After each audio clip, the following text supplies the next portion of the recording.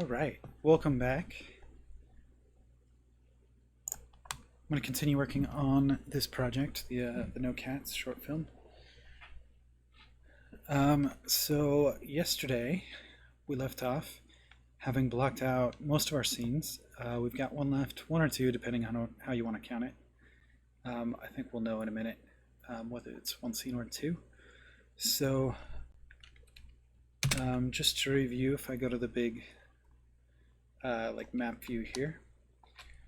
So we've got the location of our five scenes sort of mapped out. The first scene happens here in the camp. Second scene is the interior of this homeless shelter. Next scene is in this alley.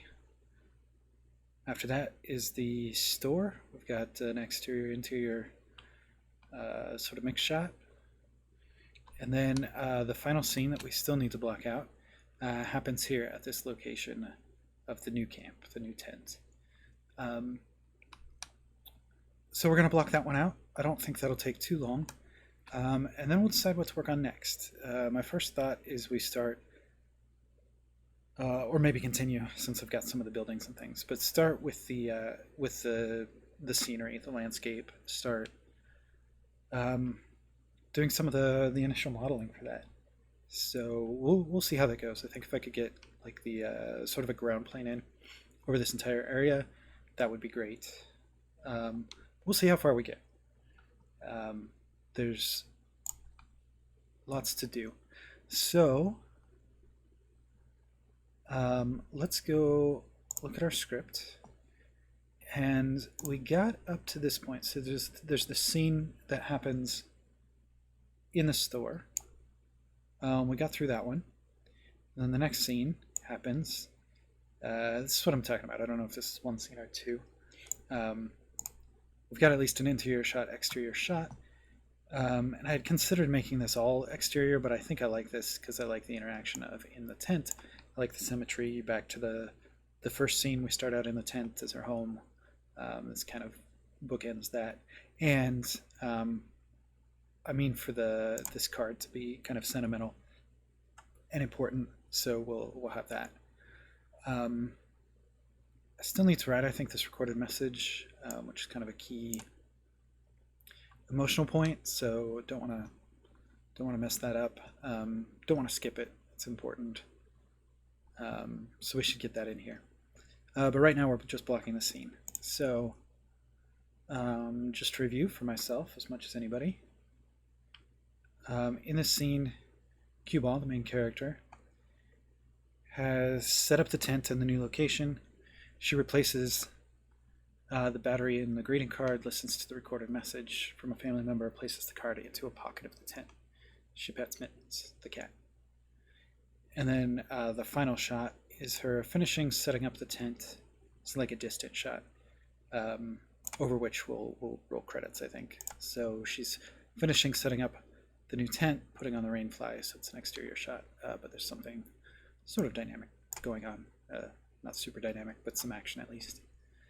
So let's go back over to the modeling tab where I've got the overview. So again, if I go into this overhead view, that all happens in this area. And you can see the one camera that I drew in here. So this is a real long shot. Got the tent here in the foreground, and then you see some of the city in the background. And there'll be the second, what'll come first, but the other shot is inside the tent here. Real similar to how we set it up in the beginning. So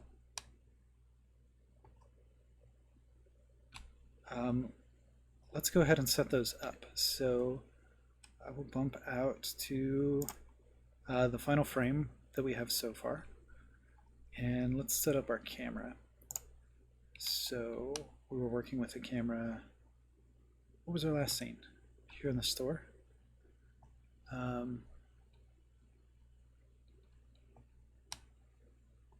don't know why I can't. Why I don't see the camera. Oh, because I've got those turned off. Okay, so yeah, so there's our camera. If I can select that.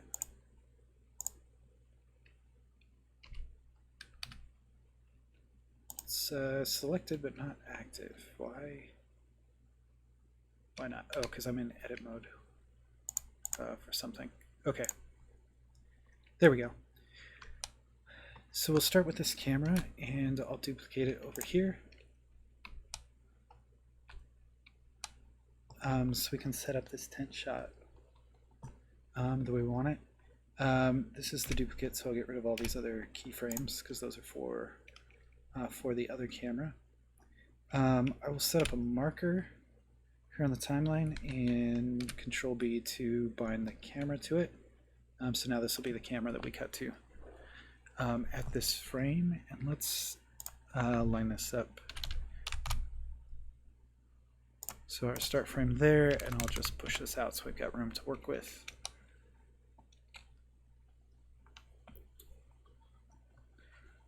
So here's this shot, and the other thing I'm going to do is I'm going to grab this tent and duplicate it and move it over here. And if I go into shading, that's the wrong object. Do we have this on the same UV thing? Yes, we do. Nope. Oops. Lost that. Let me grab just this cube, go back into UV editing. If we go to edit mode and select everything, yeah, so it's got its colors assigned here. I'm gonna move this over just so it's a different color from the first tent. Help make it clear that it's something new. Actually, let's make this like, we'll make it like an orange. Like an orange red sort of a color. That'll work for now. May not be final, but that's okay. And then what I want to do is set this up, figure out how we want it. Angled, because then that'll definitely affect how this camera goes. But the angle that really matters, I'm going to go ahead and just duplicate this camera, is actually the second shot that's sort of driving this.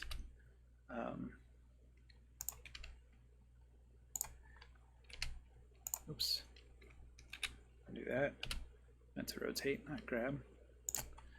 Okay, and this will be a fairly narrow shot. I'm guessing from where I had drawn in the camera earlier that that's actually pretty close.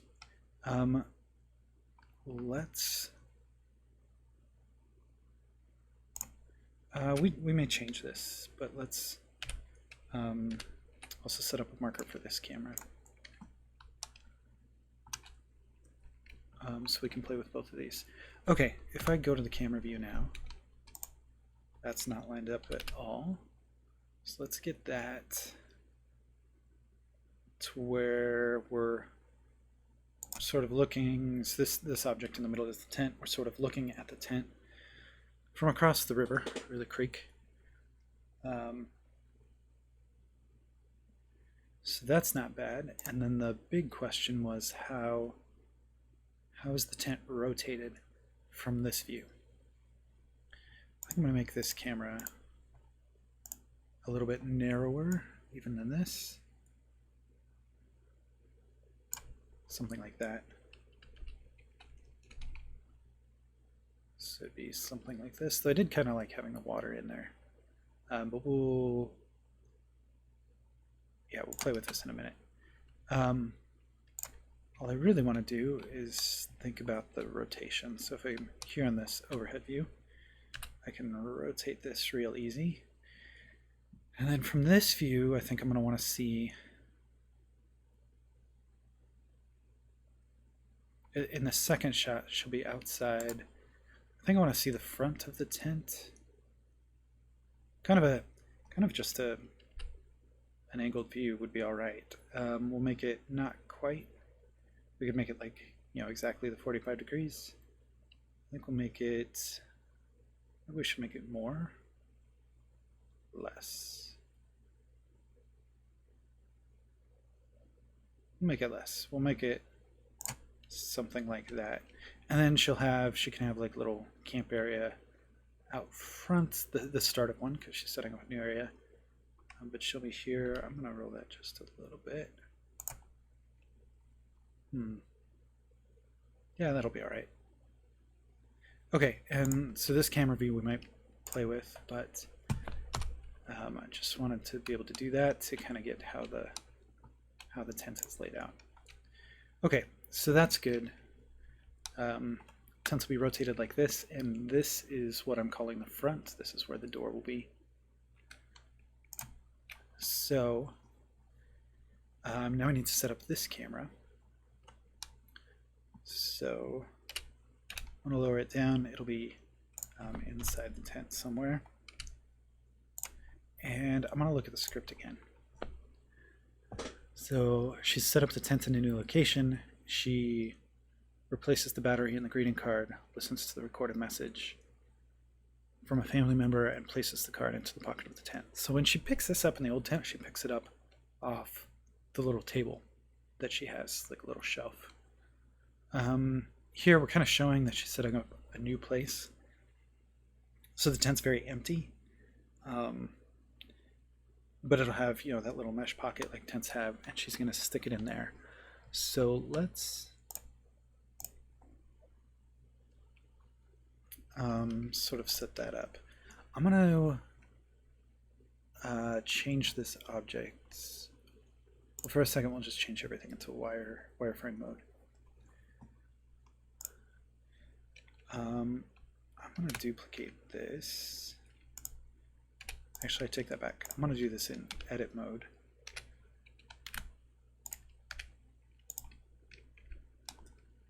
Oops. That's great.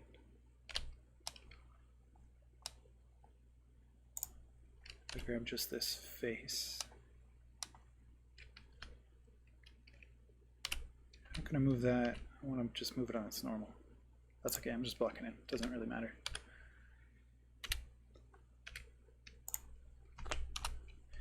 So this is the pocket, I'm thinking. It'll be like over here-ish because of the way the tents kind of taper in. Like the wall, even though the wall's here, by the time it's here, the wall will have tapered in.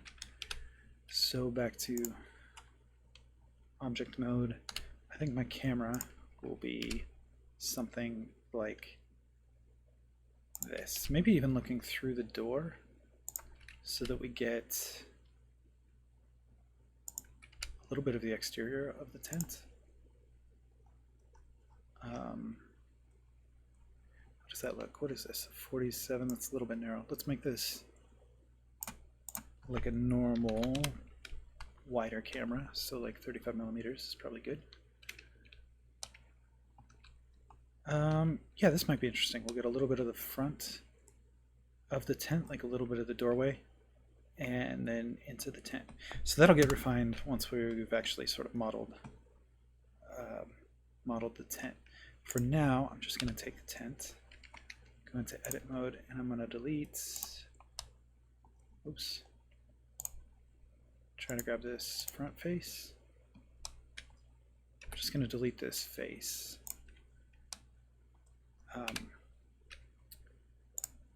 Then we can make everything solid again. I can go into this view and we still see everything we want. That is, yeah.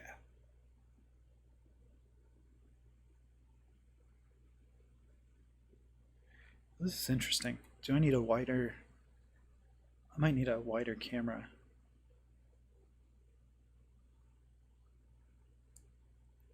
So what I want to show, let me go to here. Let's get our characters over here. And where are our characters? So cue ball is here, and let's make sure she's got a keyframe. She does. Right before this. Oh, right on this one. We'll go to 2248, just so we're not trying to write keyframes to the same place. Oops. Okay, and then see if I can do this in this small view.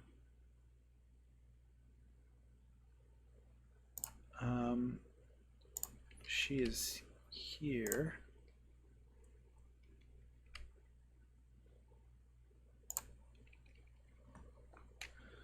Close enough. And then let's go grab the cat, which I think I left over here in the alley. Yeah. And again, let's just look at the keyframes. I'll go back one keyframe, set a location keyframe, and then come forward and put the cat in the same spot. Good enough. Okay. So the two of them should be in the tent. Cue ball's over here. This makes the tent look super small. Which it sort of is, I suppose, but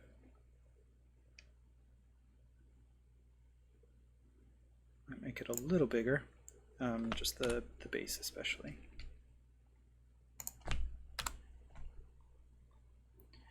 Okay, and then back to wireframe for a minute.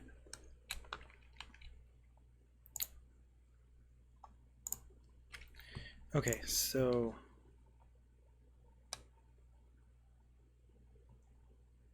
she seems huge because like this purple ball is meant to be her head essentially. But it seems like it's taking up this whole tent, and I copied this tent just from the other one. Let's look at some numbers.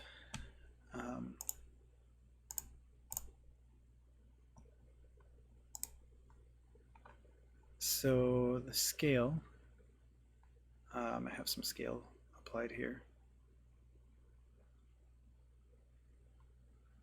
0.068. That's keyframed. Is that the same? If I go back to like really early frames. So I'm just checking because something doesn't seem quite right to me. And these really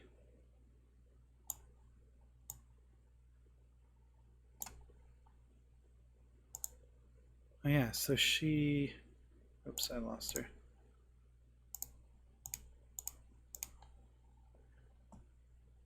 She like doubled in size somehow.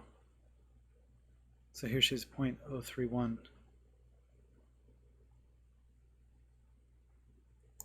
That's kind of weird. That should not have happened. Let's just go here though, where she's the right size, and then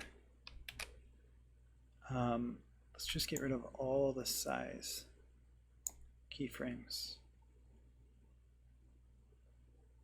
Oops, that's a rotation too. Grab too many.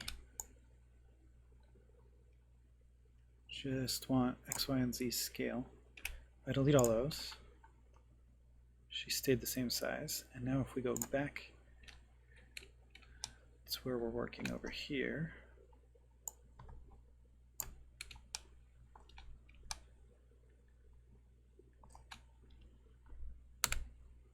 Yeah, that's much more reasonable. It's kind of weird. I don't know how that happened. When did she get scaled? Did the same thing happen with the cat? Cat's 0.24.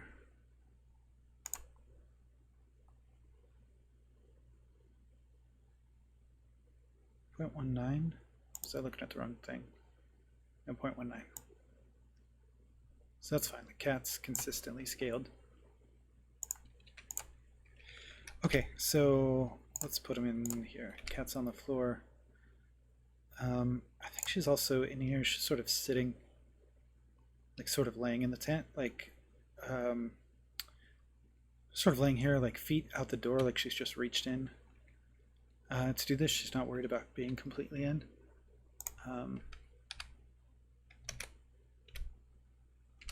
Move this thing down to more like where it really goes. It's the pocket.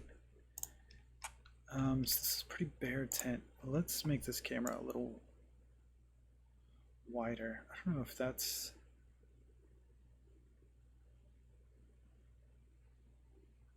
the right feel. Wider and closer. Oops, too much. Now we've got like clipping happening. Okay, so that's closer, and then we'll make it less wide again.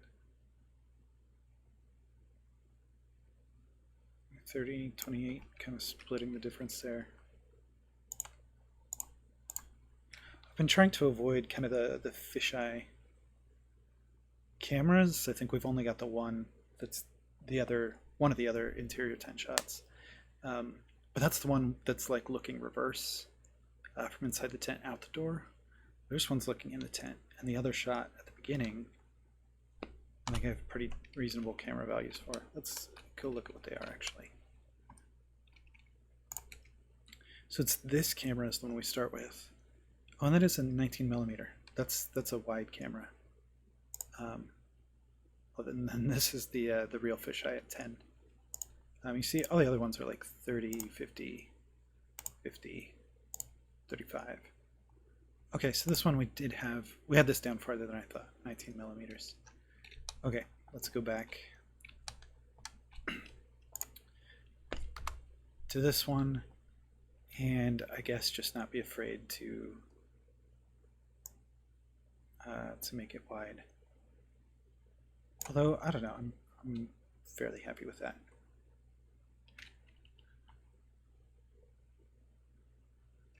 Okay, we'll change a little bit of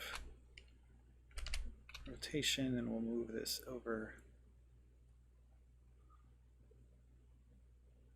maybe like there, and rotate it back just a little.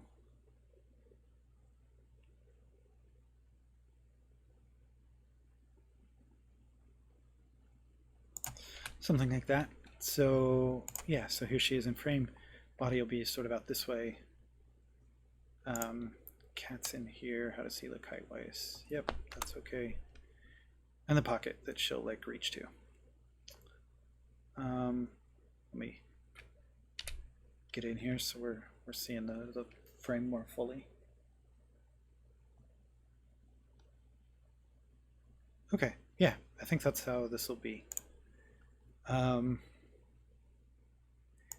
this, oh, why do we have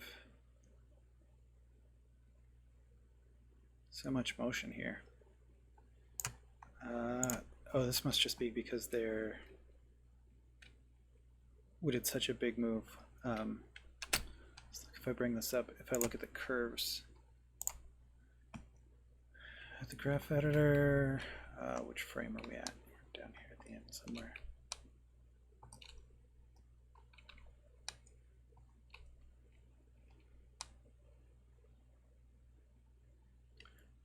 It's not even what I expected to see. I expected to see like real overshoot here when we go from far away to up here. But that's not the case. Okay, well, either way, oops. If I go back to the timeline,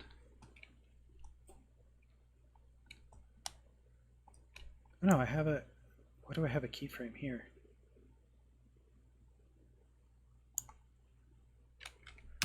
Well, I'm confused. Why do I have a keyframe there?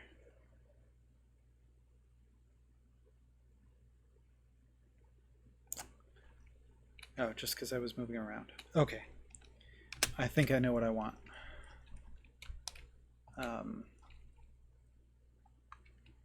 So this keyframe should overwrite that one. And now they're where I want them, and they're, oh no, okay, the cat's still moving. Same thing. This one is actually where I want them to be.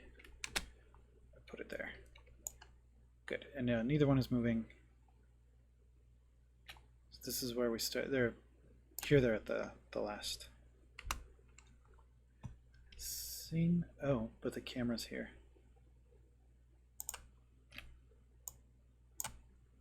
Can I? Yeah. So now that's right. So now they're here. Oh, that's interesting. That changed. I changed the size of her head, and that completely changes where she is at the end of this shot. But that's fine. That's a detail we don't need to worry about yet.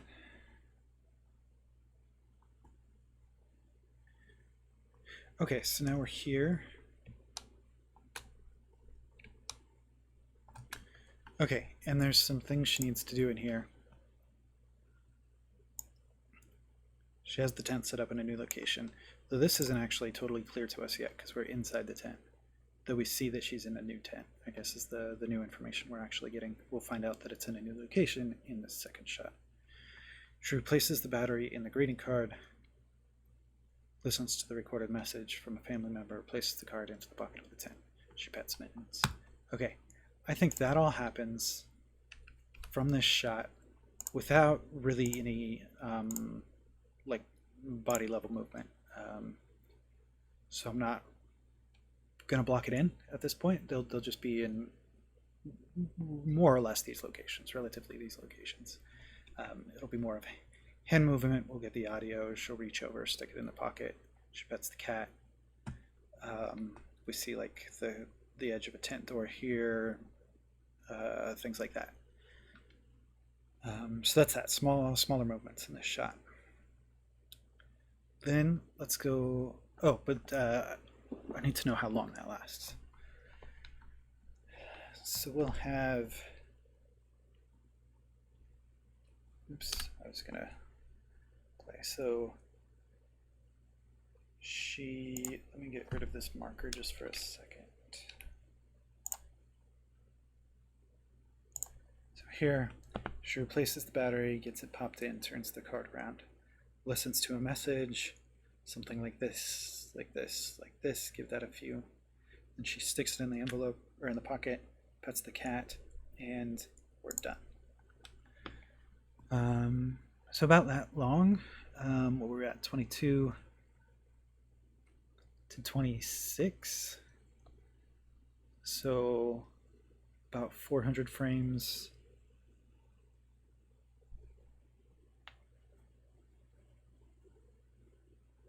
So about 16 seconds. Is that how we do? I suppose this would be one of the longer shots. Just if I zoom this out, comparing that to the rest of the timeline, compared to any of the rest of these, that's a pretty long shot. Oops.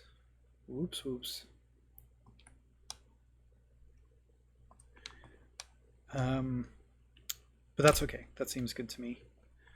So that's that, and we'll bind our camera. So now we'll go from here to this camera.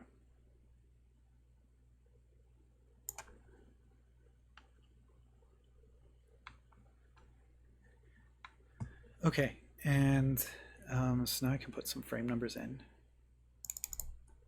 Oops.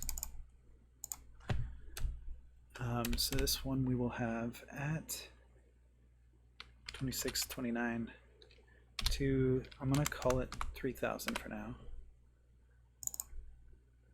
This one goes from, does it go from, oops, don't want to erase the whole name. Does this one go from 2000 or 2001?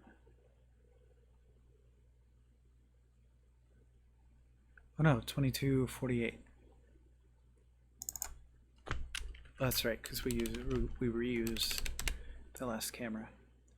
So 2248 to 2628. I think it's right. Okay, now they all line up. That's great. We've got this view. We've got this view. Okay. So yeah, this view this is a long one, sort of a distant view of the tent. We'll see her sort of almost in silhouette. We won't see a lot of detail, but she'll be like putting up the tent. Little cat walking around. We might see for the transition. We might see her when we're here. We might see her start to move out of the tent, and then pick that up in this shot. She like sits up and out and stands up. Yeah, and then she'll be out here.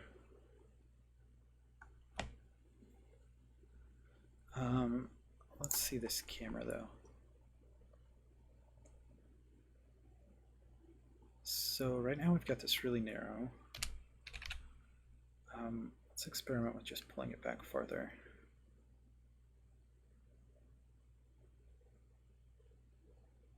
This is nice. And I think I'll rotate it down just slightly.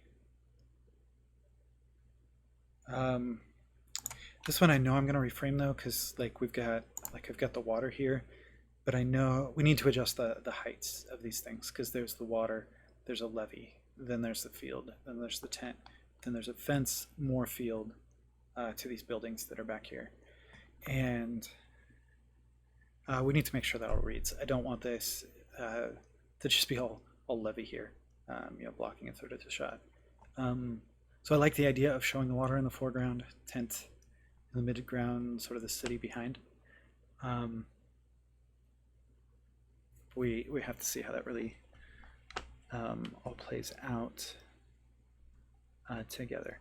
So let's block the animation here. So here I'm going to add a keyframe for both of these characters, just so they're here, and then we're going to show them getting out of the tent, which I'm going to keyframe from over here. So here she gets out. A few frames later, what are we at? 32.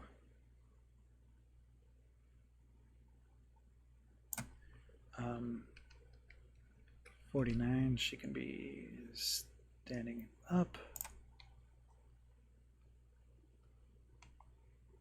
And then, where's the cat?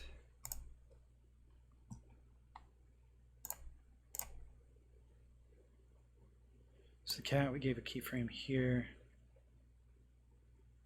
He'll actually be a bit slower, so we'll keyframe him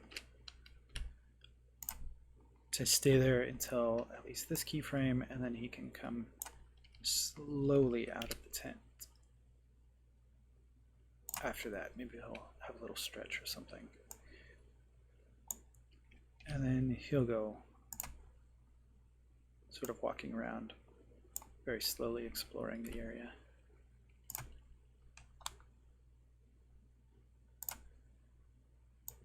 And let's see how we did with her. She's in the tent, the card stuff, pets the cat. And then we should start to see her move. Yeah, see her get up out of the tent. Yeah. And then we sort of just see her. Let's see. She's there. We'll have her still there. But then she's sort of just back and forth. Like she comes over here and like grabs something. Then she's back up.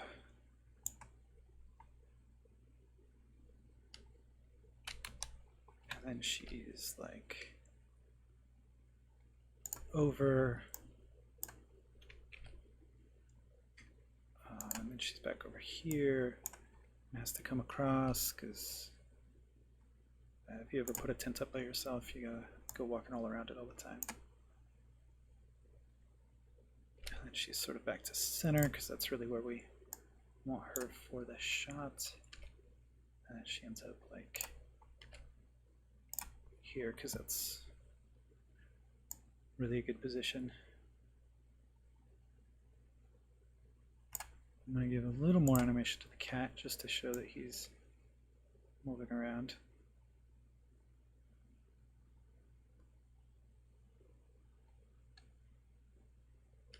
Let's see what he's doing with respect to the main character. So she gets out, he slowly walks out, maybe has a little stretch. Oh, I wanted him still here, but he's still here. Let's fix that.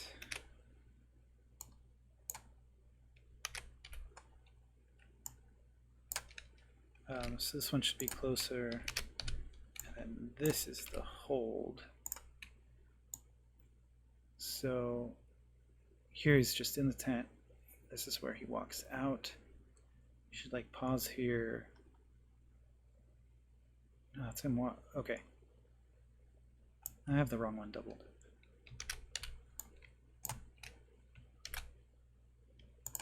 This is where he does the pause. And then he's moving around. Comes out, pauses, does a little stretch, maybe even a little longer than that. And then he's slowly like moseying around the place. That's pretty good. Okay. I'm gonna go back to this frame. And let's watch it. Let me save it first. Let me put this down so we've got our full frame in view. Okay, save it, and then let's watch this part of the animation. Not a lot happening here in the blocking, but there's some hand movements. The card, she listens to the card, takes a bulk of the time here. Puts it in the pocket, pets the cat, starts to exit the tent. Stands up, reaches over, grabs the rainfly, starts putting the rainfly on. It's like sunset out. We start, rolling credits, and we just sort of see this real shallow depth of field, something like that. And we can extend it out depending what we actually want for credits and everything. So that's that. I think we just finished blocking out the animation, which is cool. That's an accomplishment.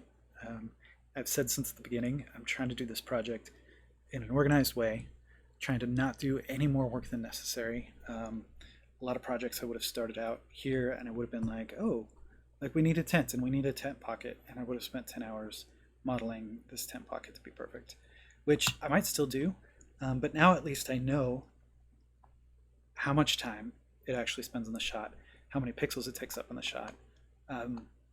So I kind of know to what level I need to detail this, along with everything else. So I can ignore a lot of things that I might have spent too much detail on. I think that's the idea now. So one of the next steps is I'm going to go in here. I'm going to start modeling things. I'm going to start with the environment, get the ground and that sort of thing solid. But going to start modeling things and not model anything with any more detail than it needs for the actual shots that are here. That's a big key why we laid out the cameras along with the action. So yeah, blocking and layout.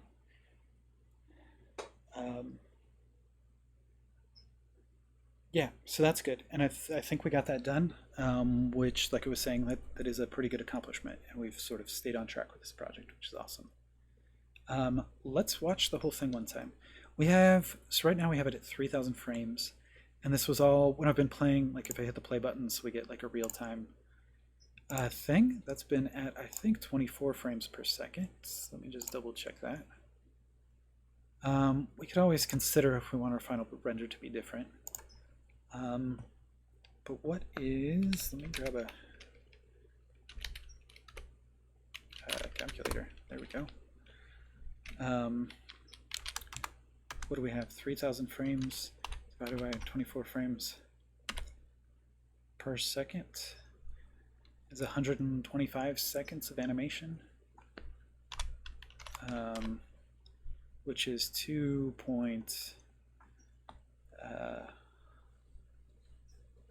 just a little over 2 minutes. I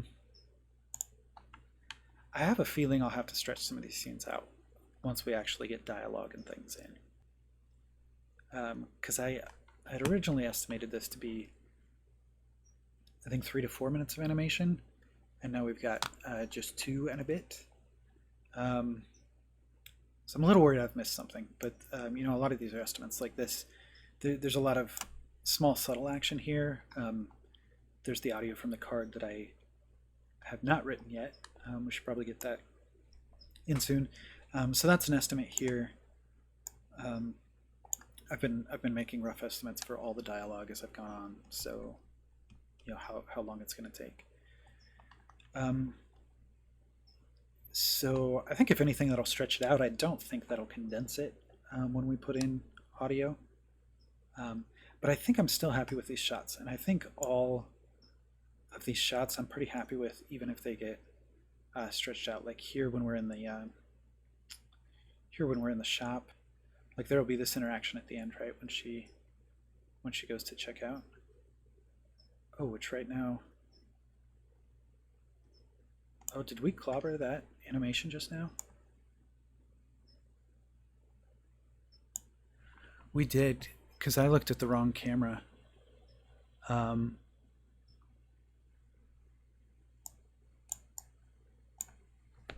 Okay, let's see if we can fix this. Because she comes... Oh, what if we... Oh, I'm not looking at her keyframes. That's part of why I'm confused. Whew, okay. So she's down... Sorry, I'm going to go back through some of this. Because if we messed this up, I want to fix it now before I guess I already saved the file. That's right, I had it checked into Git, so we could always pull the older version. So she comes into the store. We see her walk in. This is different. I'm glad I changed the size of her head. I was like reading this whole thing differently with the head size. You can see the other characters are big. I'll have to fix that. I don't know when that got introduced. That was kind of an error. So we have this shot, which is interesting, where we don't see the character for most of that time. She comes over here, gets some items from the shelf. So we see her do that. So I may go through this a little slow. I just want to see if there's a bit we chopped out. Okay, then we're back here. We see her walk down this path again. And then she should come to the checkout. It's like we're not... She stopped moving here. Right, let me switch to the overhead view and get over to that area. So here she is. Oh, she is... Huh, okay. I see what's going on. Yeah, so she comes here. She's stopped for... Oops, that didn't work. She's here... Whoa. Whoa, whoa, whoa. Oh, because my frames... Okay.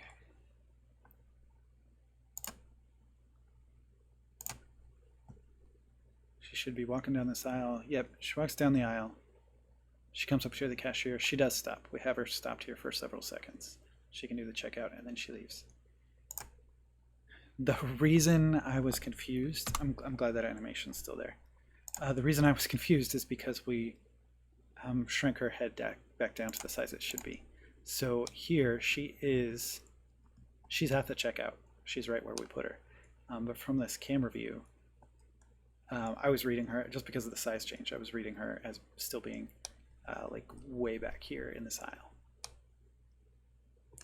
Okay, so that's okay. That was just a little confusion on my part. So let's do this. Let's go from frame 1 to 3000. Let's turn off auto keying. We don't want that. I don't want to make any changes right now. Let's watch it through one time. I'm going to take a sip of water here. Yeah, let's watch the whole thing. Whole 3000 frames, just over 2 minutes. We'll play it through, and then we'll go start modeling some things.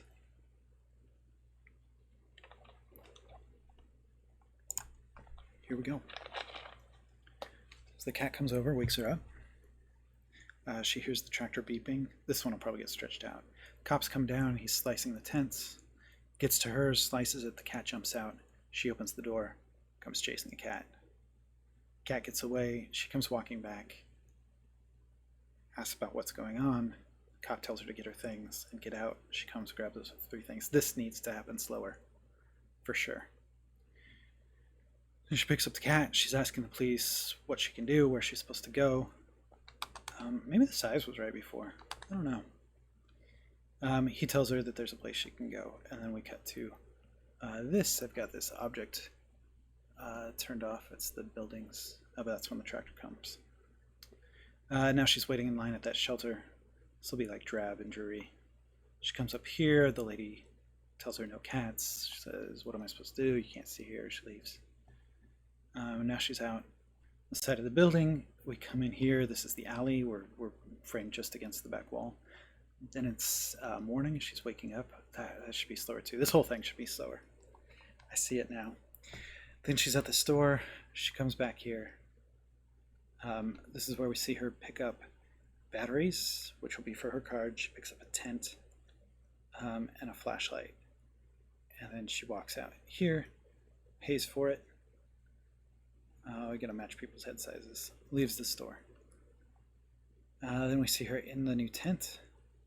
I wonder if we need an establishing shot before this, like the exterior.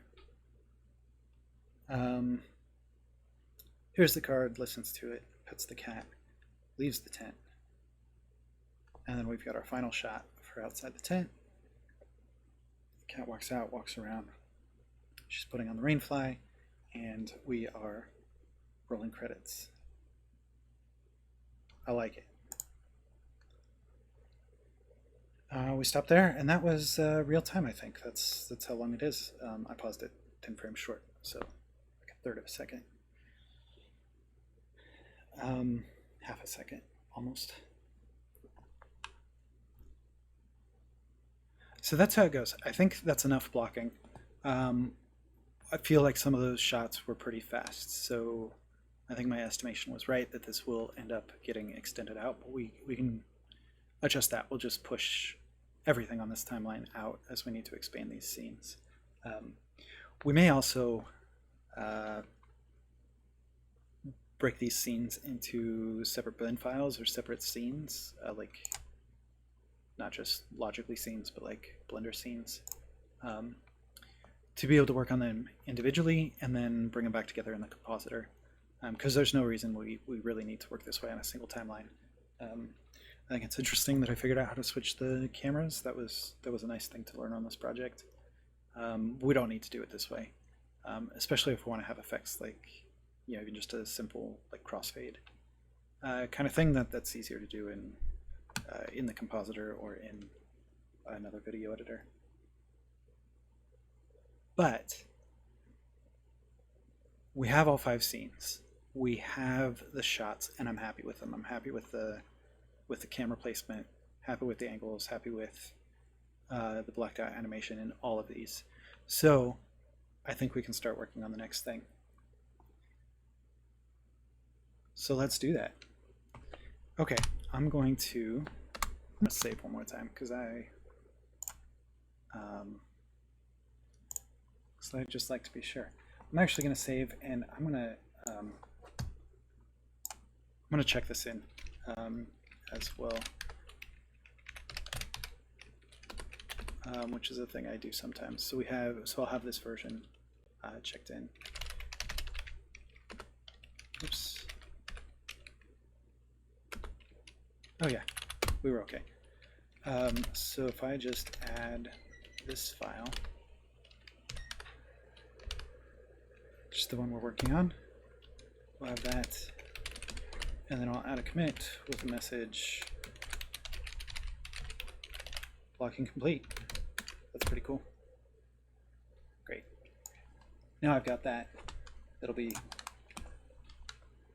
much harder to lose it. We've got this version exactly as it is archived right now. So let's do some things that might break some things. Let's start with just a little bit of organization. not too much. But I do. Okay, I have this. I was gonna say I want to be able to turn the store interior exterior off separately. This big building has too much that turns off with it. What is Cube 18? This should not be part of the big building. This should be over. Let's see. Oh, this is in the old tent scene. So that should go there. What else do we have? Big building, exterior, lobby walls, table. Those are okay. Then we've got the store with the exterior separate, so I can turn that off or on. I'm gonna get out of the local view. So if I go back, whoa, okay. If I go back to the overhead view, so you can kind of see what I'm going. So we've got this big building. But we've got just the exterior, which is nice to be able to turn off and on. Lobby walls. Did I model that twice?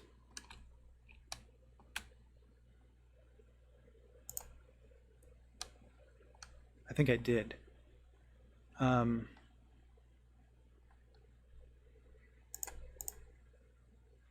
Yeah, okay. I modeled all those things twice. But the one I was actually using for blocking were this and this in reception. So let's just get rid of this lobby walls and table. I'm going to delete. And then this reception is part of the big building. So we can turn that all on or off together. And then the exterior, which is huge. Okay, that works great. The store seems to have everything, again with fixtures and an exterior. Yeah, so that's cool. I'm gonna turn off that exterior. These buildings are just buildings. So where are those? Where do I have those grouped? Just as buildings.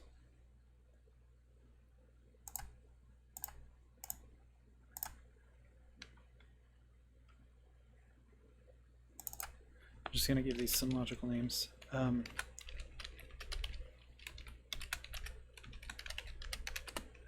is the building by the old tents. This is the building by the alley. One. This is also a building by the alley.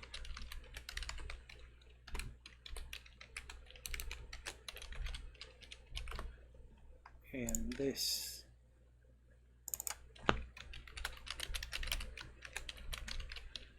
is also a building by the alley. Okay, which leaves this one. Okay, this is the other building.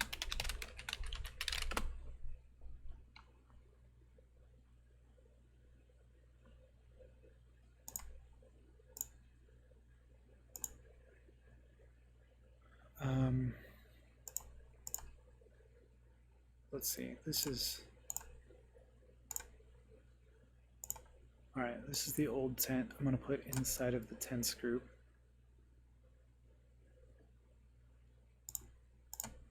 And I'm just going to number these.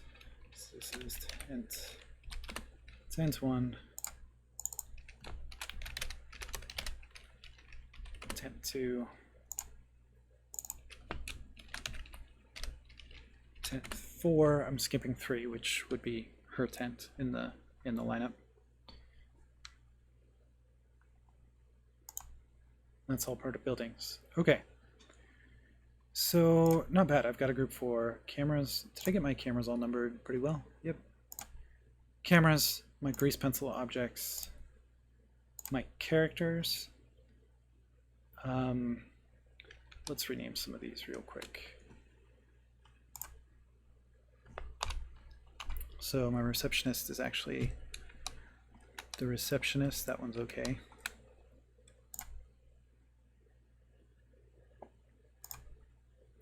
So those are my line guys. Let's go to a frame near here. Okay, so this is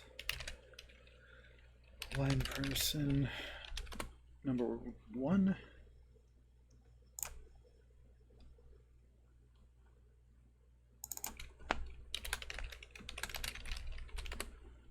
Versus number 2.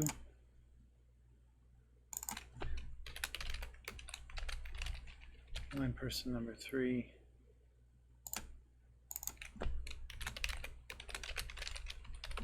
Line person number 4, and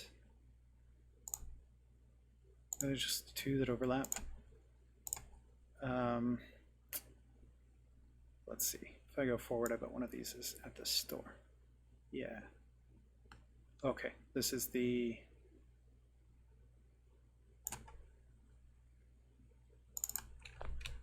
store clerk. And this guy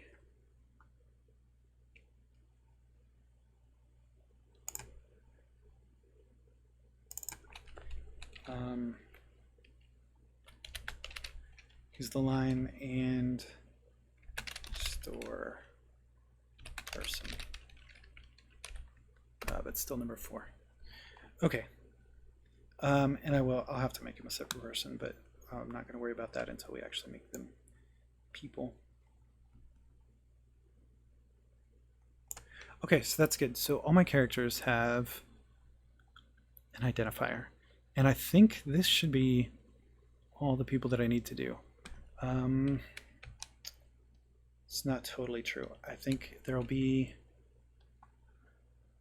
a driver of this tractor, and there will be, I imagine there being a second cop.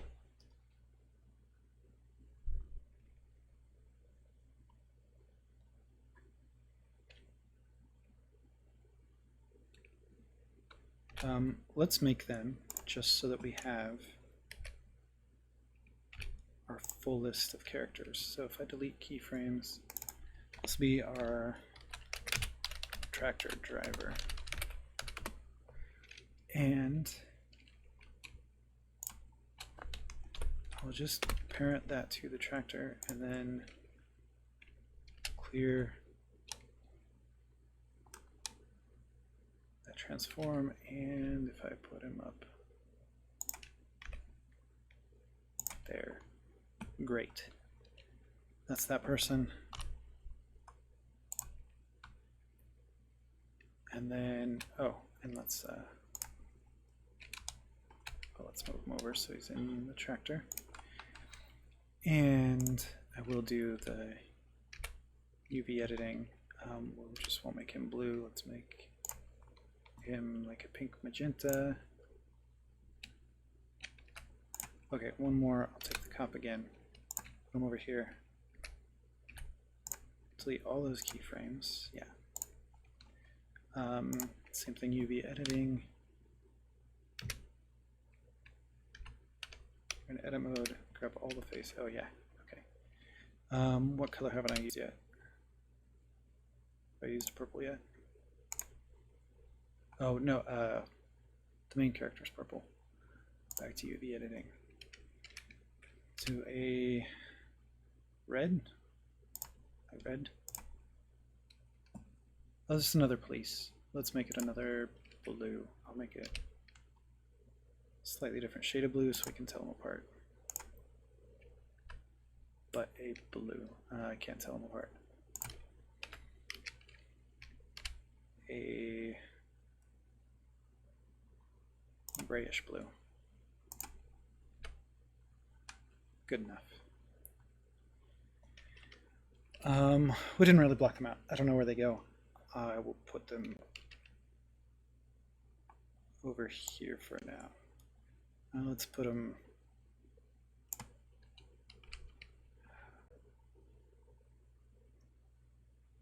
over here.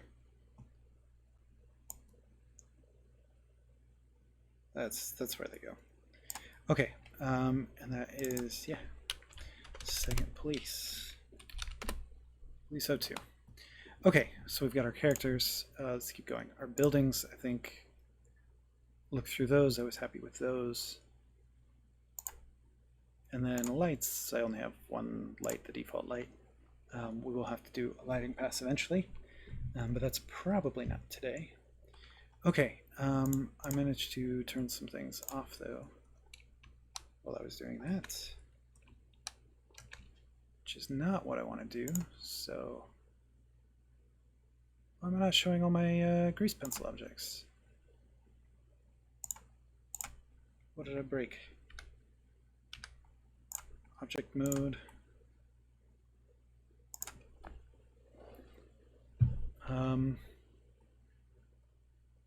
What else am I... The scene looks so empty, but is that just my grease pencil objects missing?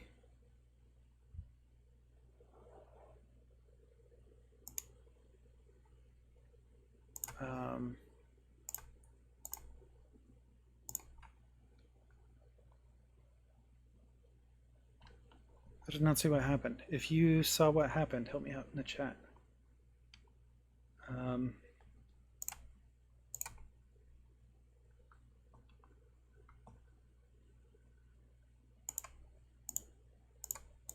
Grease pencil, I think they're all on.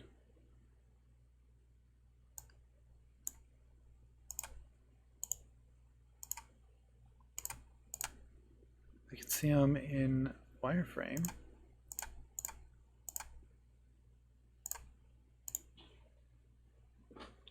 Why can't I see them in any other view here?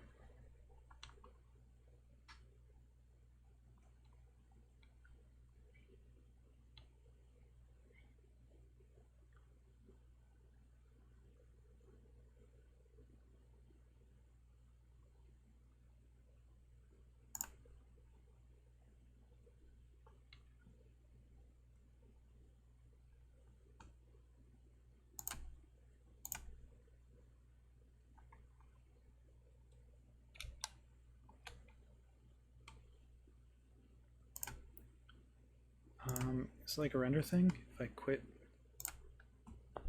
if I restart Blender, it sometimes helps. Less and less often these days. It seems like it's pretty good now. Nope.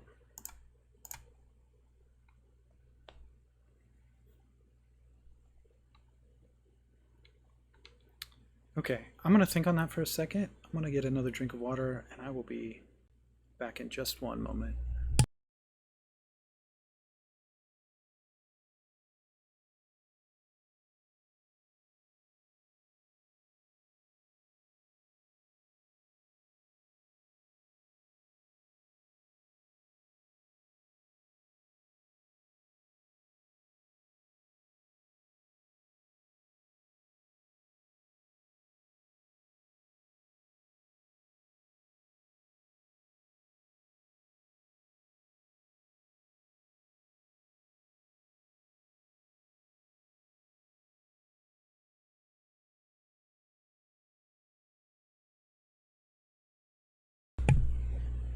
Okay, I am back. I have not had any epiphanies on what makes that work. So let's bring Google into it.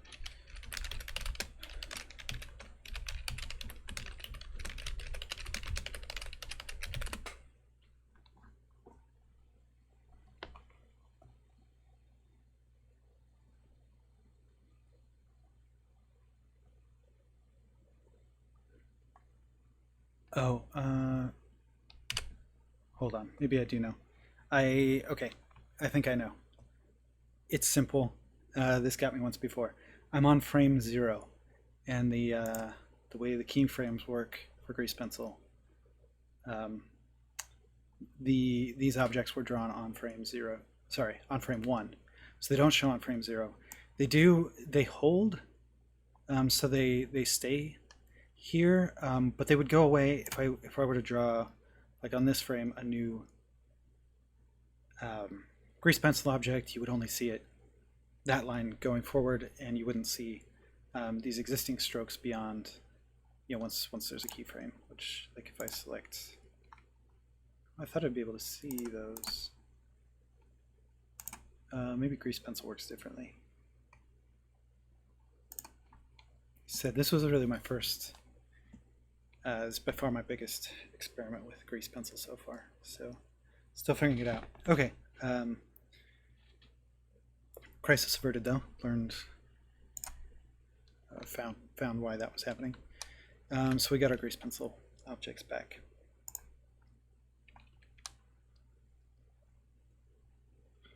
So let's do some modeling. Let's start with the surface, just the ground. And again, just like everything on this project, the idea is to keep things simple as they can be until they need to be complex. So let's add a plane. Let's make it big enough to cover all of this.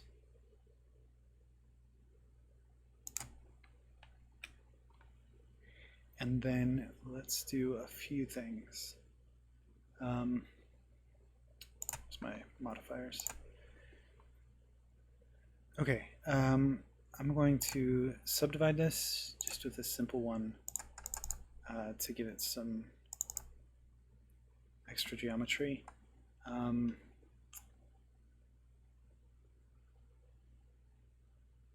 just going to apply this right away anyway, I think. So that's pretty coarse. I'm going to do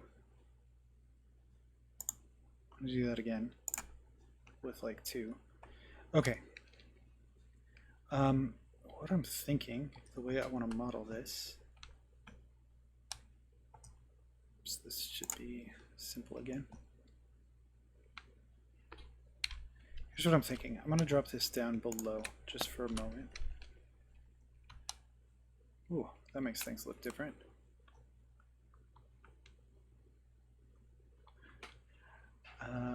Yeah, how am I going to do this? What I think I want to do, I want to take this plane with some geometry. I want to build other geometry and then sort of lay this plane over it, either as a soft body or with like a with a modifier like the shrink map, shrink wrap, or there's another one like a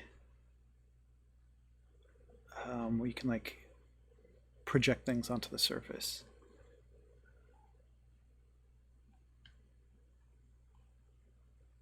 Like I've said before, this is not a tutorial. This is just me figuring things out as I go.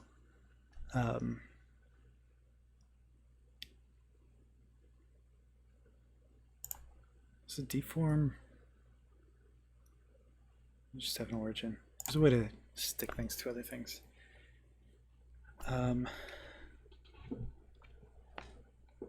Actually, maybe let's try just a quick experiment to make sure we can actually do that. So I'm going to add a cylinder. Let's not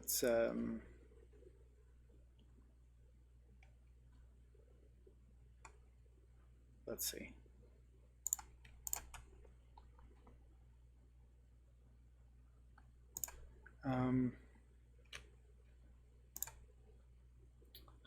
We should do a quick test in another file. Let's do that. I want to save this. Let's make a new file, because this is just a quick test of if this is even going to work. So we've got our cube. Let's add a cylinder, because this is more like the shape that I actually want to see if it's going to work.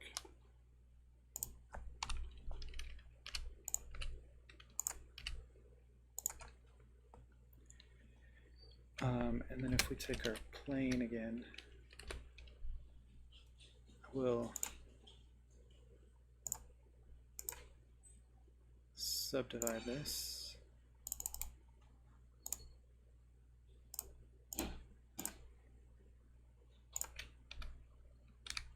Okay, that's fine for now.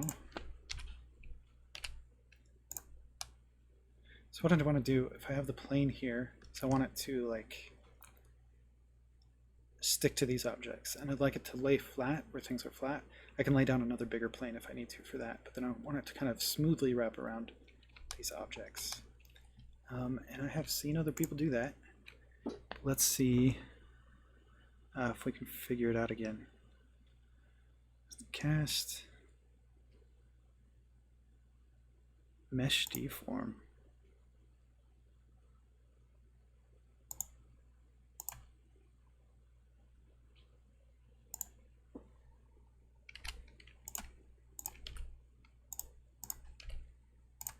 I don't see what that's doing, if anything.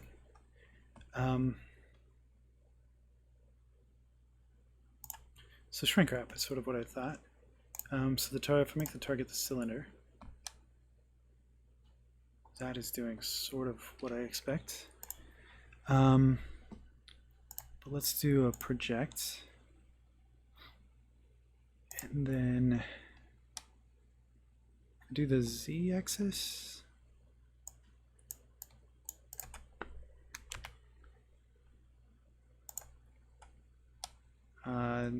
Okay, negative worked, so I think I've got something flipped.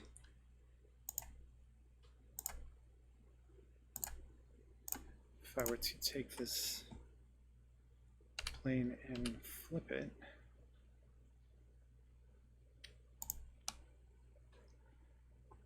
so now we're doing something. So if I move it down, I kind of lose that.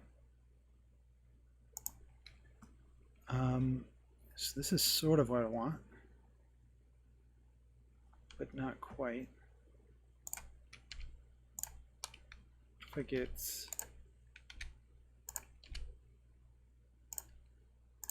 if I make the cube an auxiliary target, what is an auxiliary target? Oh, well, that's too much.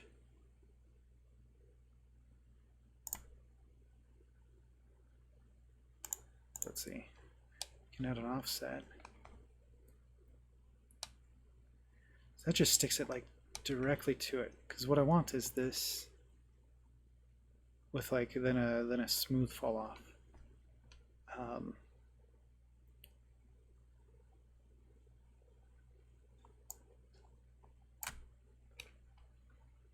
More like you would get with a cloth modifier.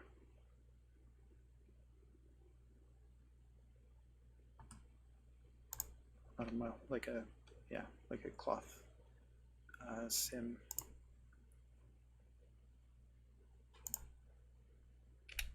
But I don't think I actually want a cloth sim because I don't need it to be dynamic. What is this simple deform? Let me get rid of the shrink wrap for a second. Simple deform, I can give it an object, a twist, a bend, a taper, a stretch. Those are some cool shapes, but it's not really what I need. So not the deform. Surface deform or warp, maybe? Surface deform, target, cylinder.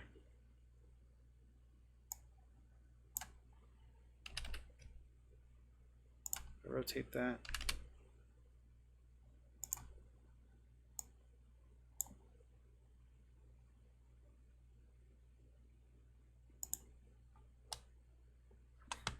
I don't see any change here. So that was surface deform. What does warp do?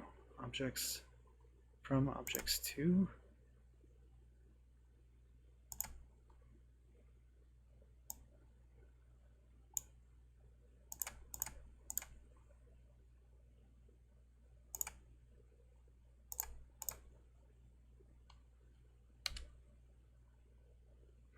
Okay. Not seeing an effect on that one either.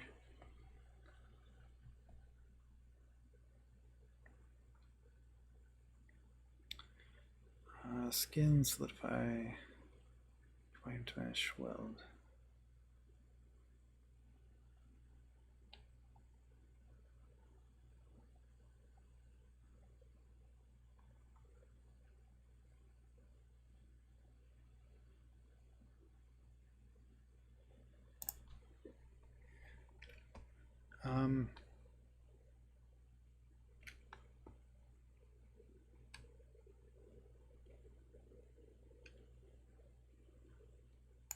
Alright, maybe I'm better off just sculpting the landscape, since obviously I'm not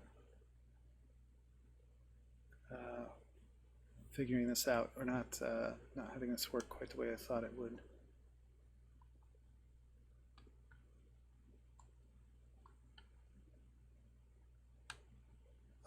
That'd be okay.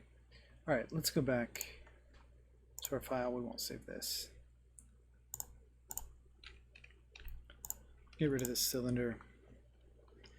Okay, this plane, I'm going to start with it at about the level of the water, just below, because I want to still be able to see it.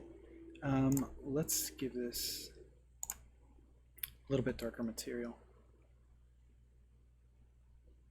Oops. There we go. It can be the same material as everything else. That's very colorful, which is great, but we're gonna get rid of that, make it like a sort of greenish yellow for now.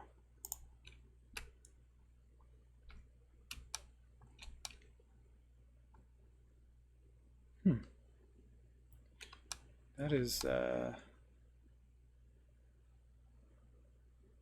that's odd. The color.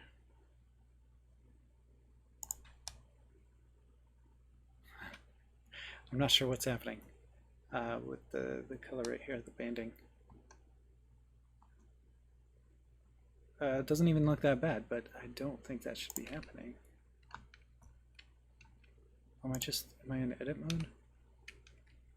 Okay, looks better in object mode.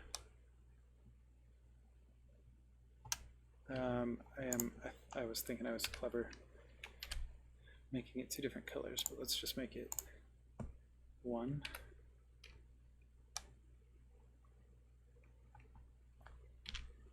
And I got it.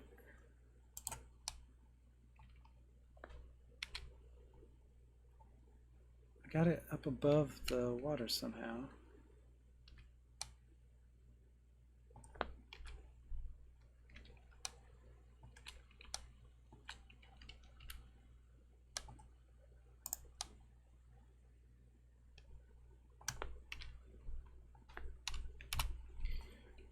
Which is a little odd.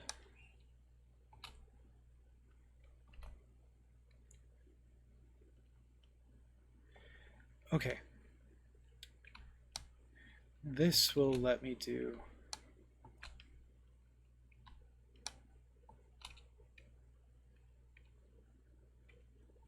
we could do a real rough pass at what I want. Let's go one more level of subdivision.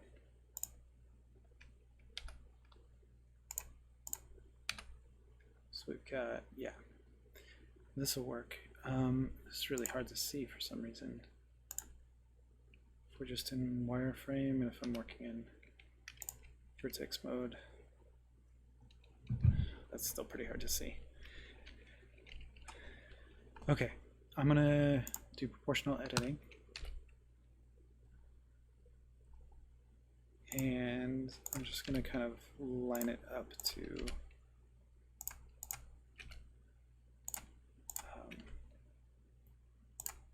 what's here. So we have like this.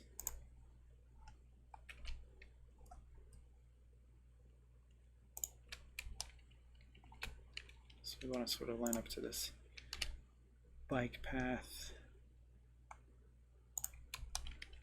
Just sort of line the geometry up. A little bit. Like this creek is really a pretty key feature of the landscape, so we'll have that sort of lined up.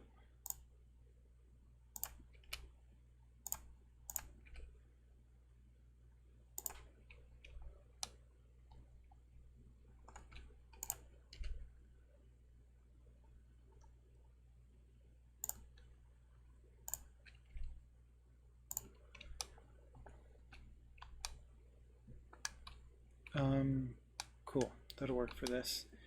So, in really rough terms, sorry, this is kind of a mess to be able to see. But if I select, there's like this bike trail, right? And this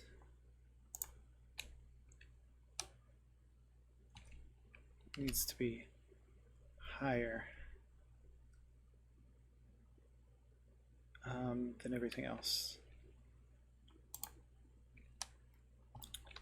It should be higher and it should be wider than I have it. It's the trail, like the bike trail bit, should be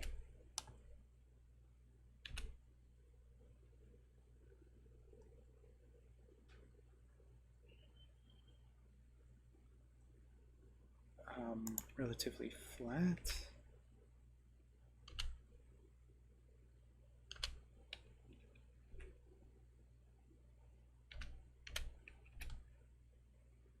Get a little narrower without changing anything else.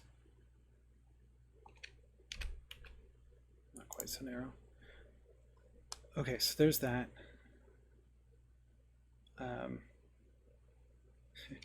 And even just with that change, things are changing. So I'm going to grab this edge. This will also come up, and then I'm going to grab a few of these for like the creek, because these will come down.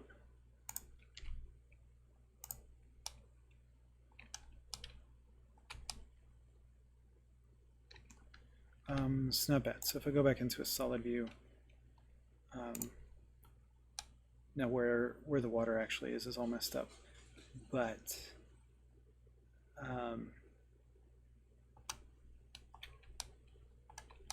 yeah, now we've got some height. The tents and everything should still be on the ground. Then it sort of comes up a little bit to a levee with the roadway, and then down into the actual water here.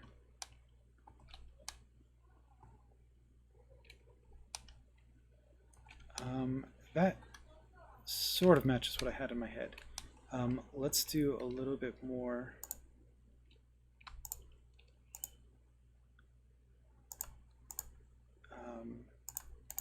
editing of this. Just real rough. If I lift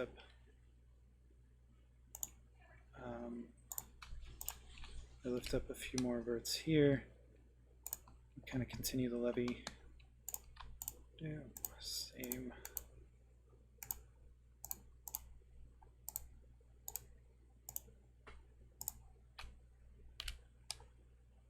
Same on this side of it.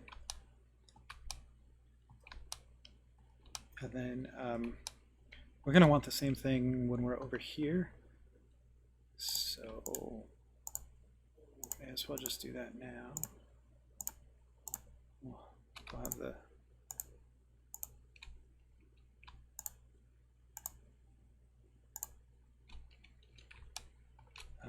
then we can have the same level. Speaking of the same level, let's make sure I'm getting the levee height about the same. So I think that can go down some. Yeah, so that can be about like that. We get some on this side.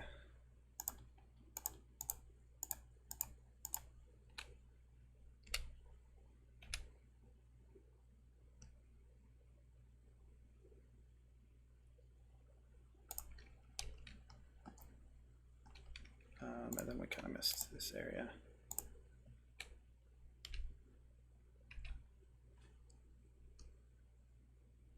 So just kind of get that.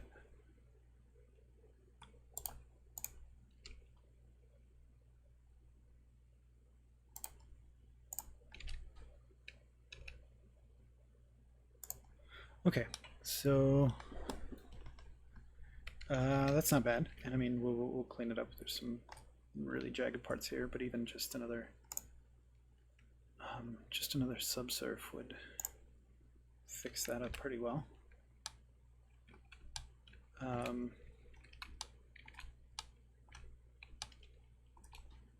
Yeah, it'll need some work, and it's definitely lower over here than it is over here, I think.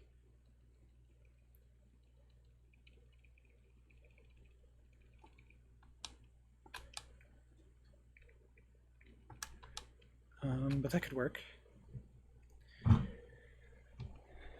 Alright, that's where most of the topology is around the creek and the water. Let's go back in here. Let's add just a little bit in the city areas just for interest. And that's just going to be... just going to grab like this.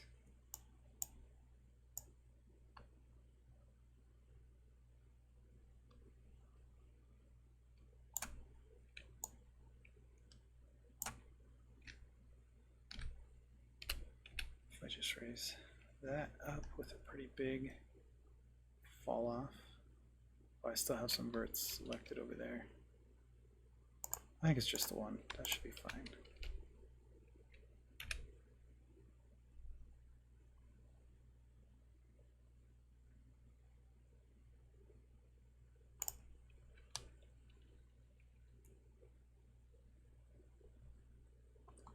Yeah, that's not bad. I kind of broke the store. So if I grab these, let's see,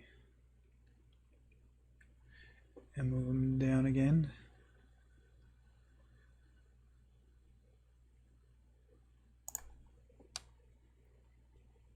Yeah, that'll work.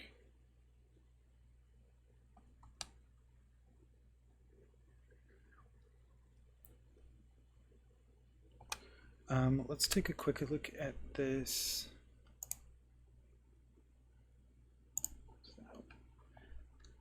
Through the cameras. So in the tent, doesn't matter. This one, what did we do here? This camera ended up under the ground.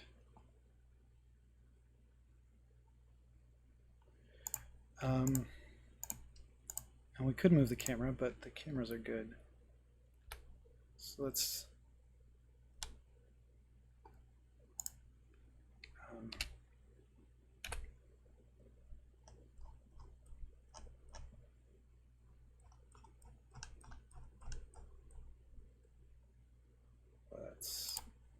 sorry. Yeah, let's just move the geometry out of the way.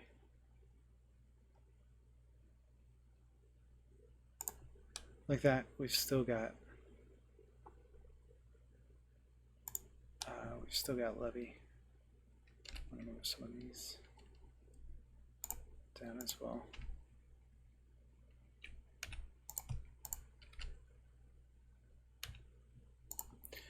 Okay, now if we go back to the camera, that's more like we expected. We've still got our trail. Okay, that camera's okay. Yeah, this camera's great. We've got the hills. I guess we need to expand back over here some more.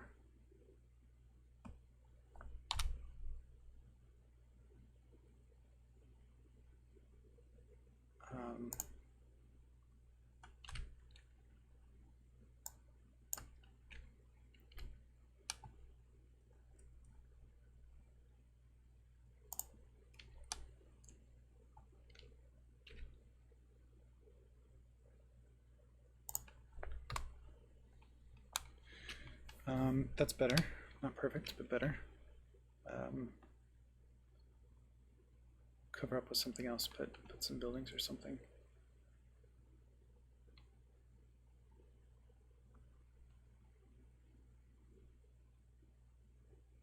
Okay, that's okay.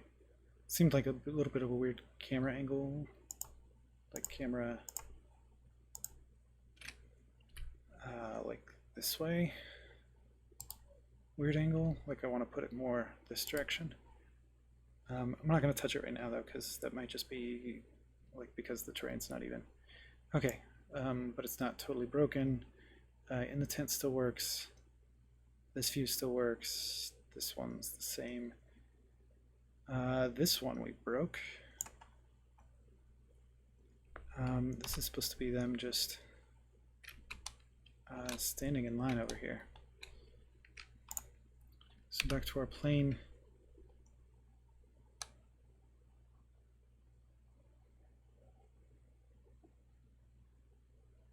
Wait, why is it broken? What am I seeing? I'm seeing... Oh, this is, yeah, this is this shot. So she's inside the building, and then she's moving up the line. It's on the ground. So we just can't have this hill like right quite so.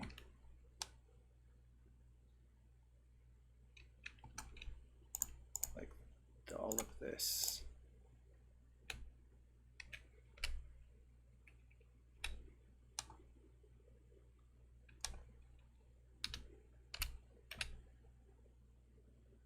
Just be lower.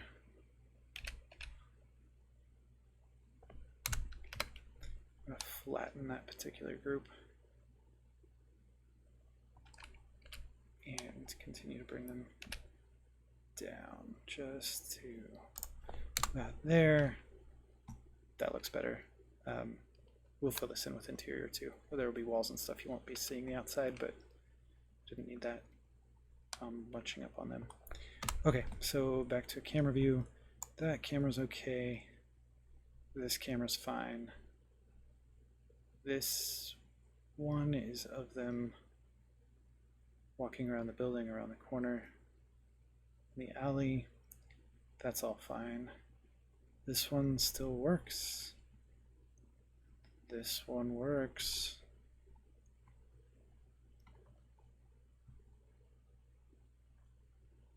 That's fine. And the final one is pretty fine. What are we seeing here? I need to give myself a marker of some sort just to see what we're seeing.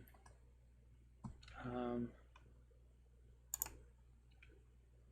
going to just duplicate this tent, and I'm going to not like that I did that later, but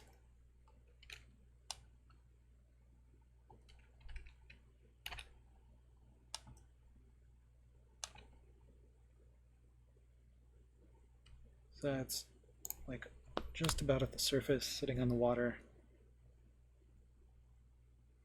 Yeah, that'll be okay. So we get some like reeds or something growing, maybe see a little bit of the water. We've got like layers here, layer of foreground. We'll pick up a little bit of the water, another layer of like the levee. We hit this open field, tent, fence, city, sky. That's a good one. Okay, so yeah, so that's it for the ground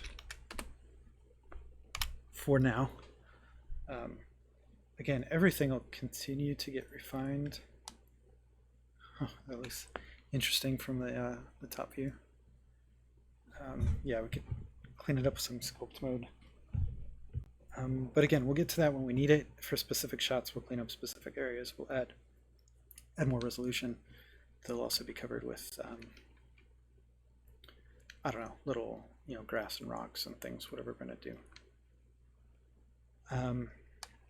But I think that really sets us up pretty well. Okay, I don't think, because this, right, the landscape like this would really affect where things are, like the height of them. But I think those are the only areas that really needed to change. Everything else should be okay. That really makes it, I mean, it looks like a little city here. Like, that's kind of cool. And again, this can kind of look like a bigger city. Like, you won't necessarily know that you're seeing the same buildings over and over, because no two of them are really, they're not really shared in that many shots. I think the most you see is from, in this final scene, you see like this building and this building, which are actually two of the unused buildings. This one forms part of the alley. But I'm not even sure we see it. We sort of go around it.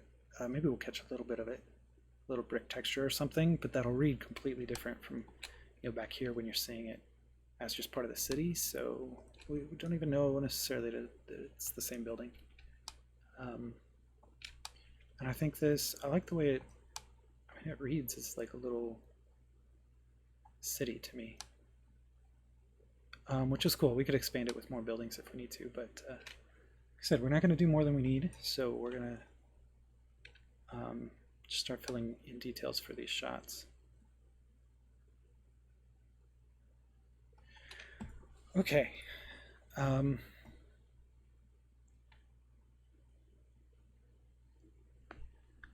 This is honestly, I'm going to save this here.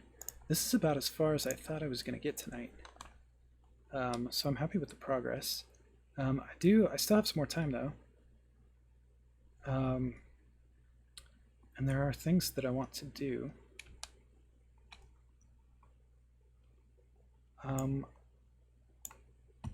Let's go, let's start building an asset.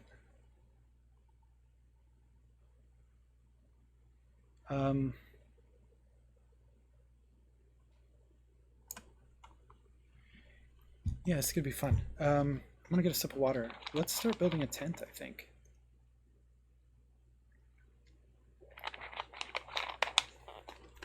Or should we do something else? Let's see. What do we see if we start at the beginning? How we start at the beginning, we're inside of a tent.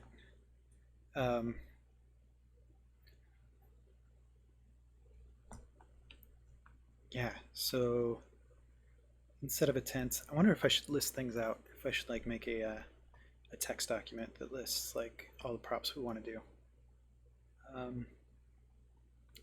We can do that next time. We know we want a tent. Let's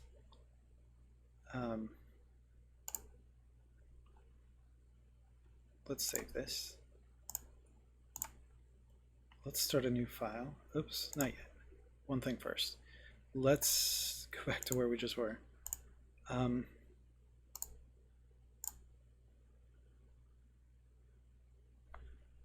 want to know what the size of this tent is. It is dimensioned 0.24 meters. If I do, oops, nope, that was wrong. That was remove scale. I want to apply the scale. How do I do that? Object, apply, scale. Oh, is that what that's... Okay, but the dimensions don't change. Huh, I really did not, I did not stick to Blender units here, did I? If that whole tent is 0.2 meters?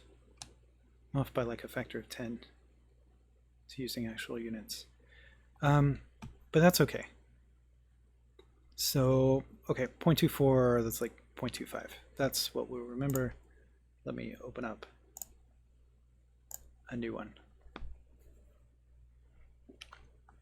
And we'll use this cube again. And we'll just make it that size, 0.25. Oops, I should have done that too. all of those. Oops, which I thought I could do.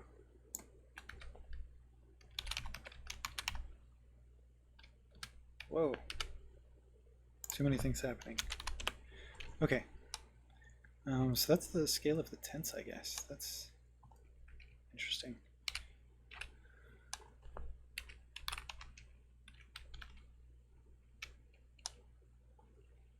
Grab Z 0.125. Just got it up here. Okay, so this is the scale of the tent.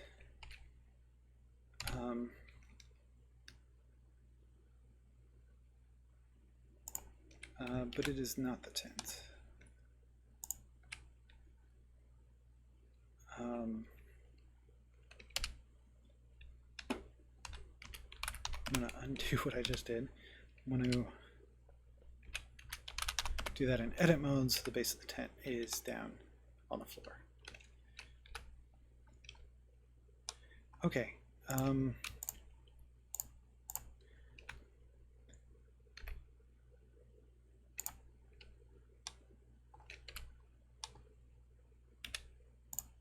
Does it look like a tent yet? It's more like a tent. This is tricky. I don't know why I decided to do the tent. This is not one. I've been thinking about how to model some of the characters and some of the objects in the scene. Tent is not one that I had put any effort into. So I don't know why I picked that. This is the one that I'm going to do on the live stream right now.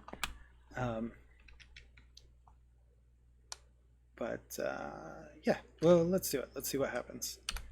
Okay.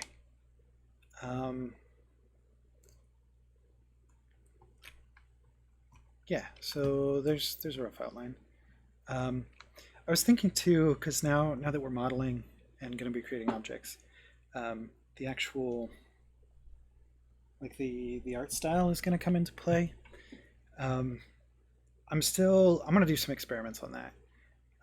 But I think, I feel like the style that is most me, and not that I'm necessarily good at, but that I want to experiment with first and make like a serious attempt at it, is a fairly realistic but procedural style. So I've seen artists like Ian Hubert, really respect him. He's using a lot of image textures, a lot of photo scans, manages to put just a ton of detail into his scenes. I want to try and match or emulate that level of detail. Like I want the scenes to be really full, really rich, lots of things to look at, lots of detail.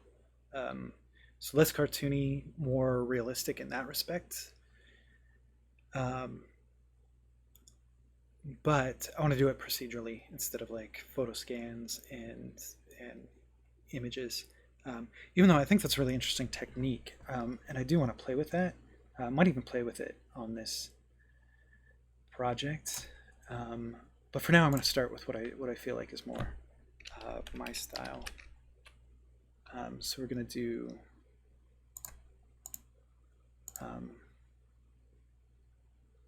yeah, we're going to start doing it that way, thinking yeah, that's what we're going to have.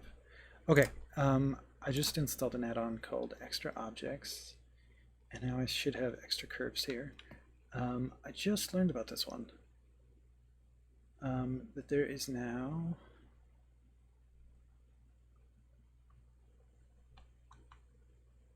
maybe not. Oh, it's here. It's under knots.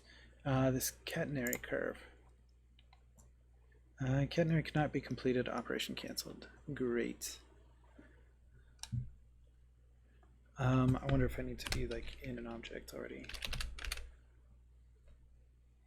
So if I add a curve, is it here already?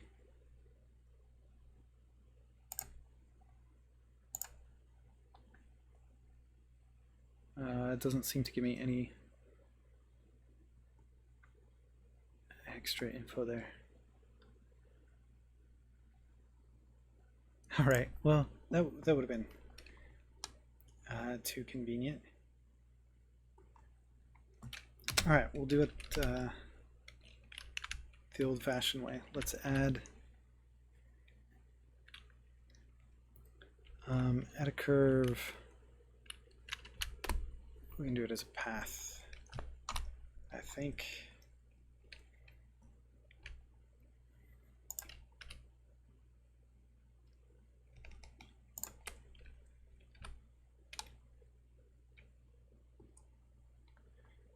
So I'm going to take this, I'm going to delete those 2 points.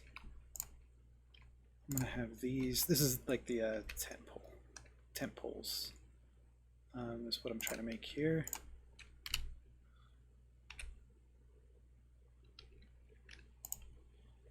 And then if I change all of these handles to, I don't know what I want, automatic? No. Aligned? No. Free? No.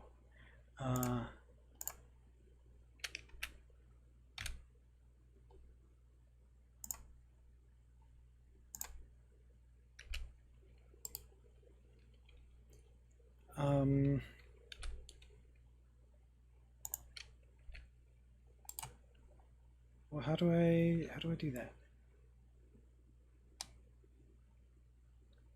It's the kind of thing I should rehearse before I go trying it on a live stream. Free, should definitely do it. But I only get, I don't have the other parts of the handle. As a path, I know I can do that with a path.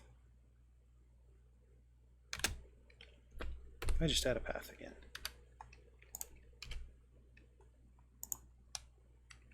Oh, no, maybe not.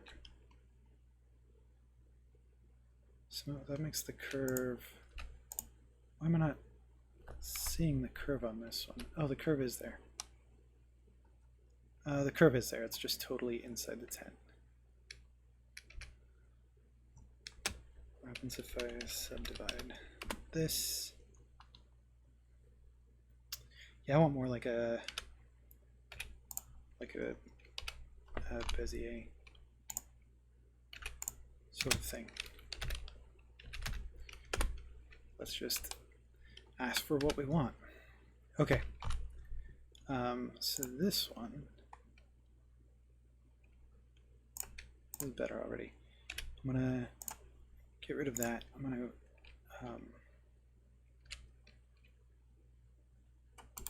I'll leave that there. We'll start it out like this. Oops. I'm gonna extrude my curve out. I'm gonna subdivide it. Take this middle one and move it up here like this. And now if I rotate these handles to be pretty much like tangent to what I want, and I can scale this one in until they start to get a tent shape.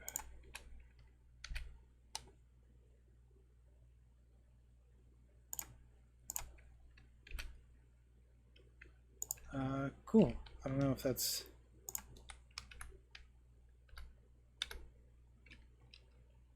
like totally mathematically accurate, but it looks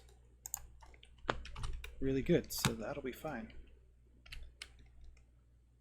Alright, line it up with our tent here, scale it in so that it's just bigger than the like the corners of the tent. That matches this like pyramid profile I'd done. We'll fix that up soon, and that's pretty cool. Yeah, I'm really happy with that. So let's do two things. Let's give it just a little bit of dimension.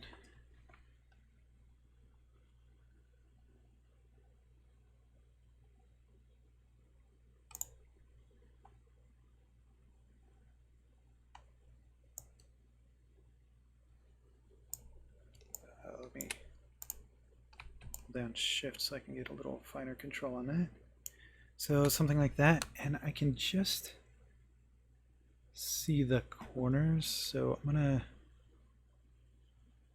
Oh, the render resolution will be fine. Bump that up just a little bit. That looks great. Okay, let's give this a material.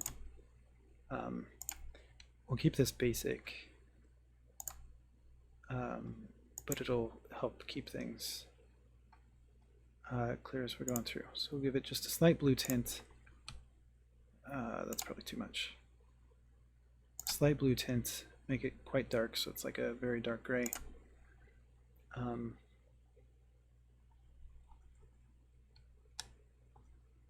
I want it darker than that. Shading. Let's just make it black for now. That's still, oh, there it is, black because I was not in.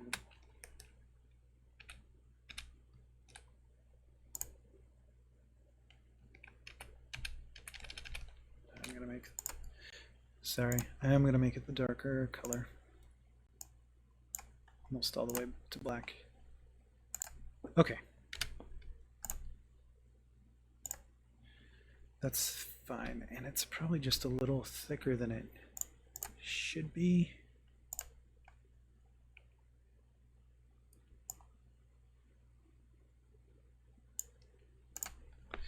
.025.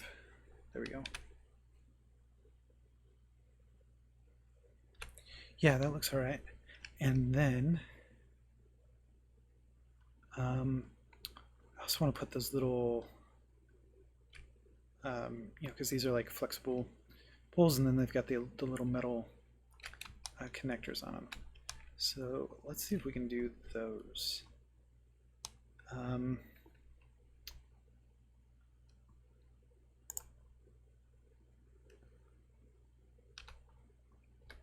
yeah. Okay, let's do it as a mesh. If I just add a cylinder,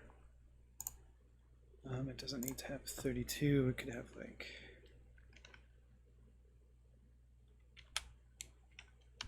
I'll give it like 15.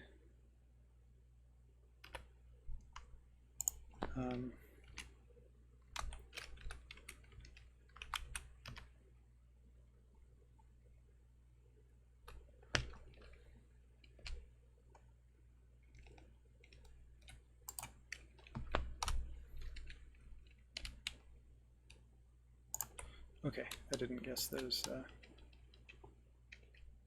measurements. Great. Oh,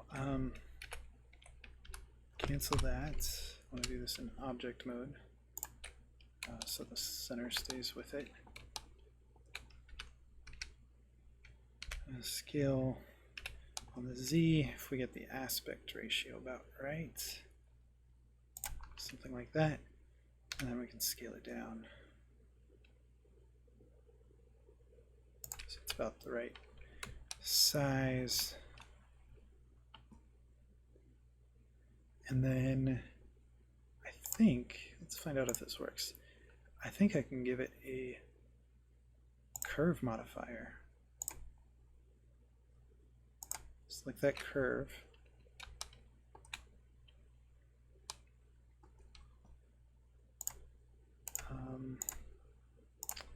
No, I want an array modifier.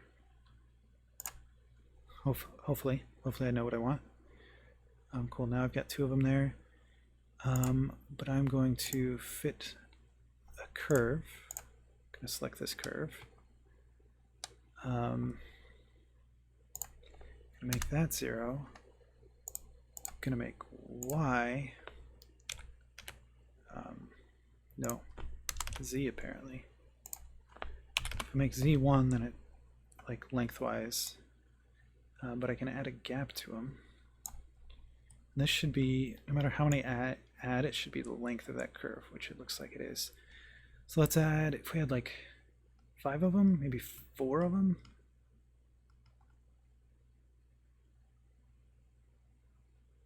Four of them might be right. And then if I parent it, the curve deform? No. If I parent it with a follow path,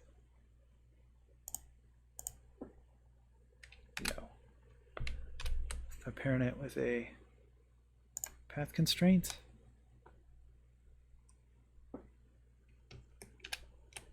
none of the above. All right, what if I add that curve modifier now with this curve? From axis on the Z, Y. That's almost working. What if I just cleared the location? Yeah, that looks pretty good. The only issue is this one doesn't have one at the end and this does. But I think they usually do, which is nice because that's easier to fix. Because just in this offset, if I add it so there's more, if I take one right to the end,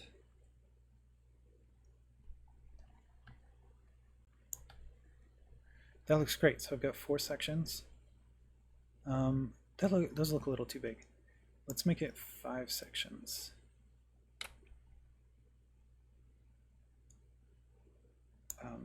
Oops, I ended up back with 4, didn't I? There we go.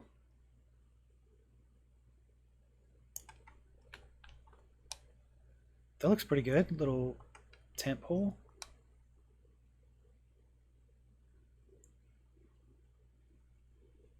Okay, I like that. I like that a lot. I'm going to go to shading. I'm going to give this a material. Tent pole clips.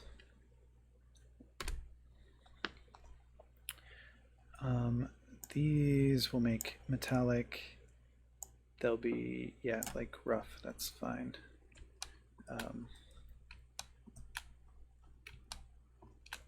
We're way too far away to really evaluate this. I mean, yeah, that looks fine for now. Let me name this one because I didn't before. Tent pole.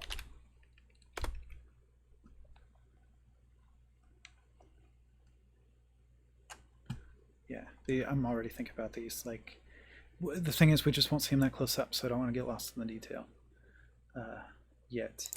Okay, modeling. If I do zoom in on this, then how did we do on the scale?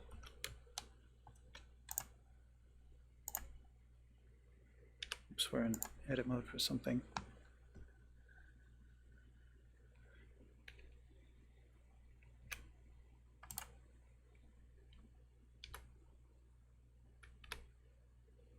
Scale on everything except the Z. I could make those skinnier. That's like too skinny for the pole. What am I? That's like 75%. Like, sort of split the difference if I make it like 80. That looks pretty good. Okay. So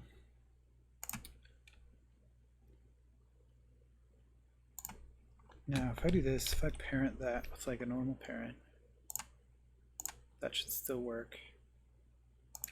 And now I could Alt-D, duplicate that, and then just rotate it 90 degrees, and then I've got my set. And I could even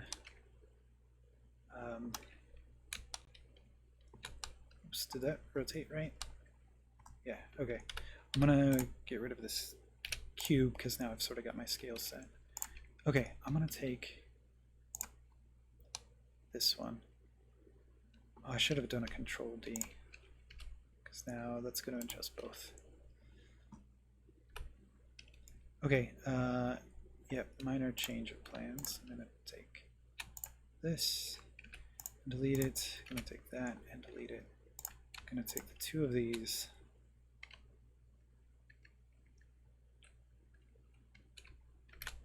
I'm going to Shift D to duplicate them, so that'll make a like a full copy. And now I should be able to take this one and I can lower it down just slightly so they like cross over each other.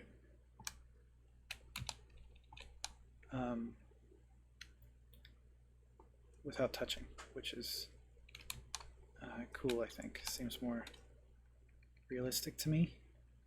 That changed the length a little bit though, so we lost our other clip, but we have a unique copy of this, so we can just fix that. Oops. Oh yeah. Cool, that looks pretty good for tent poles. And now, if I take this tent, if I do, it's a loop cut.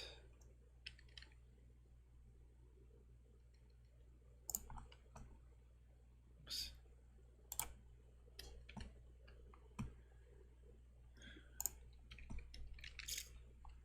I think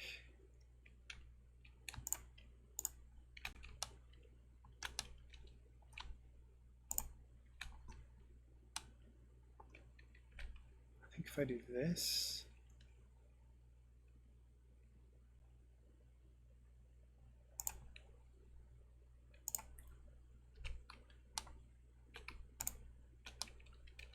is that, no, how do I loop select?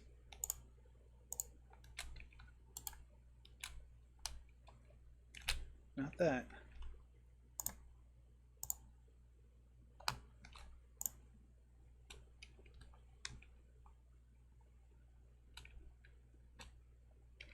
Oh, that's okay. I'll just grab them by hand.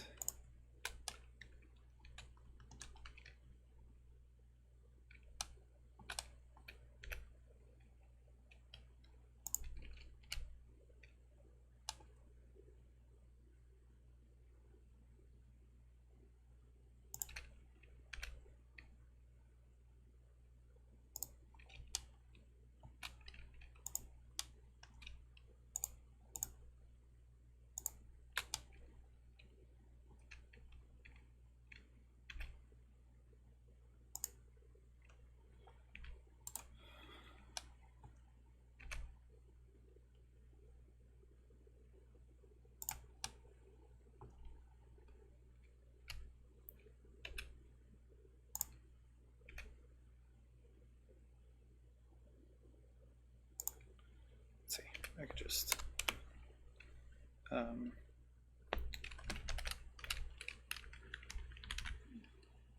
merge those. Okay. Yeah, I lost a little bit of the tent shape there, but only a little. Like, that's looking pretty good. Let's give this a color.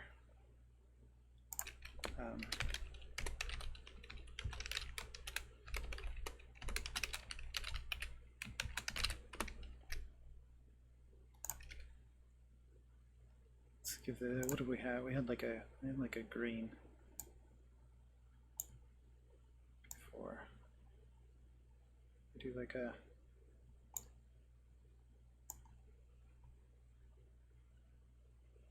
pretty desaturated.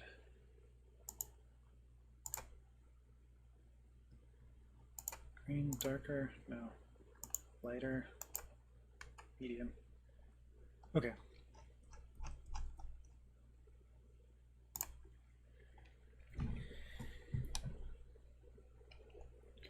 It's a tent.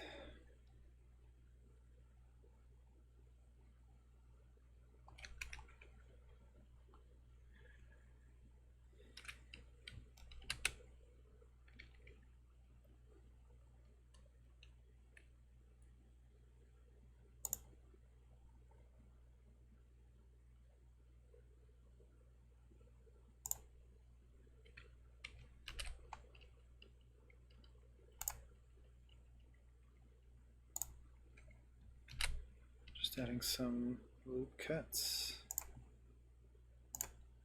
A little bit. My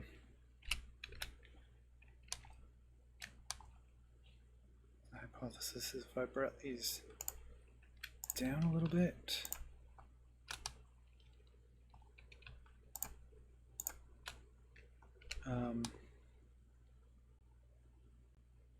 It would look like the tent's sagging just a bit.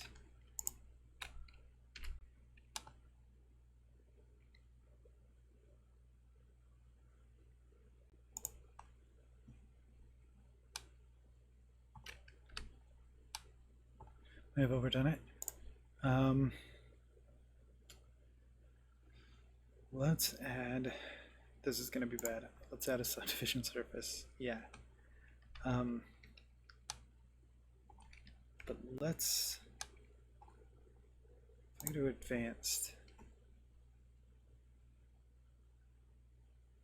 let's say use creases. I think I can mark.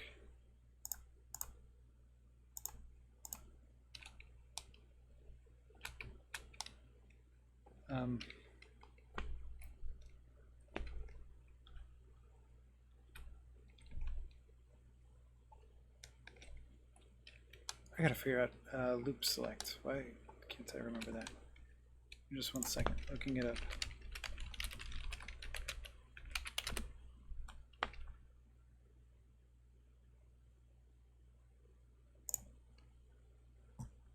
Alt right mouse button. Alt right mouse button.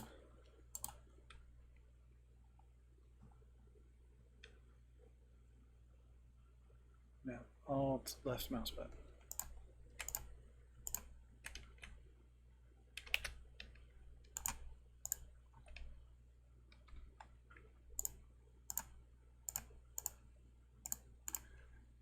That's doing nothing.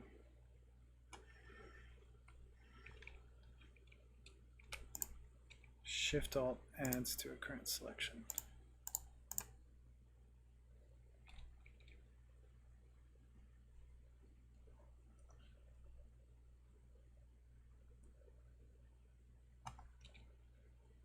Edge ring should be Control Alt left. Huh, not sure at all why that's not working.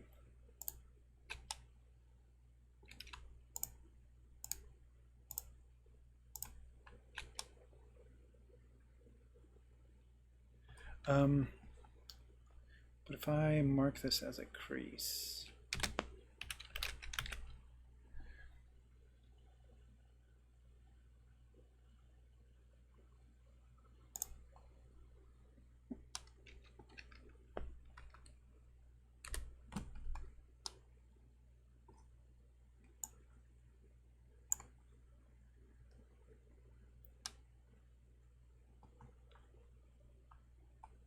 yeah, then that's okay. So I can do that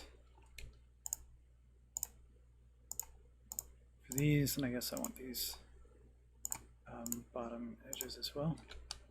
Oh, that doesn't work. Doesn't work like an X-ray view.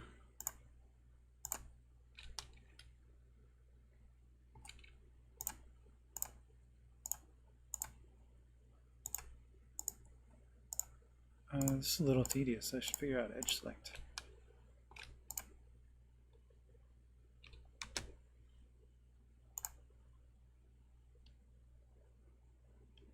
Yeah. Edge creased 1.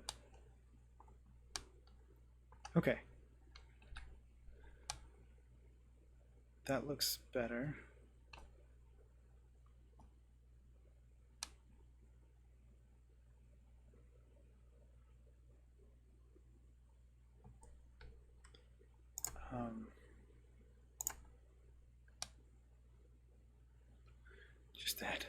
Just keep adding subdifs.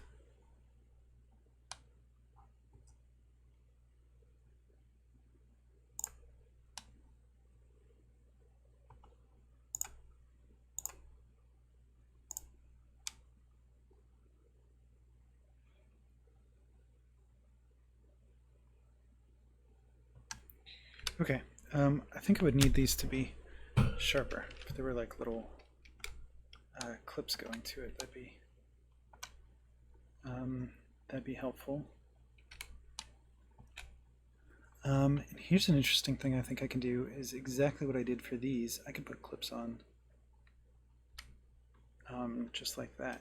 Let me start with one of these and duplicate it. And now if I go into edit mode for it, let me look at this in like a local view. I'm in edit mode.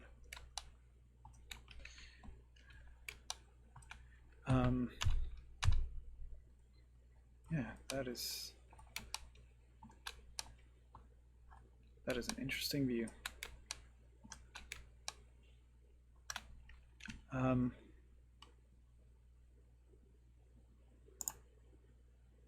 Let's turn these off just for a moment. Okay, so what we could do, I'm in edit mode. If I add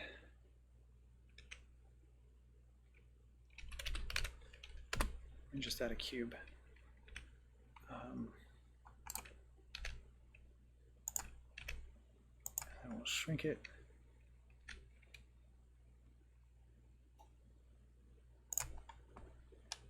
To be about this size, we'll go into top view.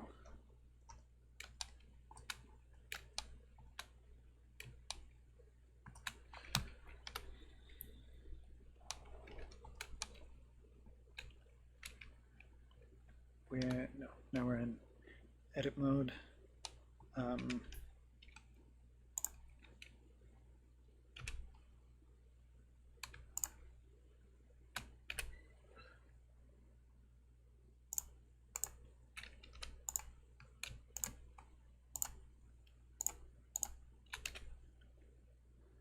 Get rid of those edges as well as these ones. So now I've just got a face. If I take this first, one real quick test. I'll spin this 45 degrees. If I put it there, hopefully that's pointing toward the tent.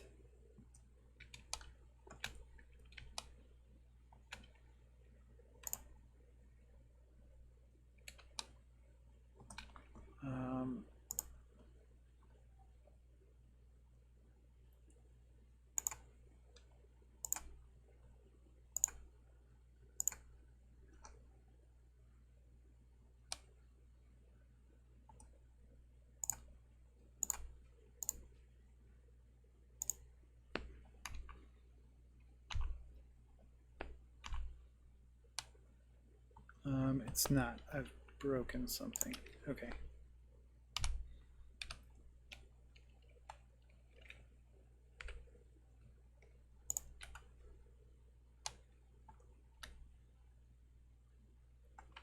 Oh, I turn these off.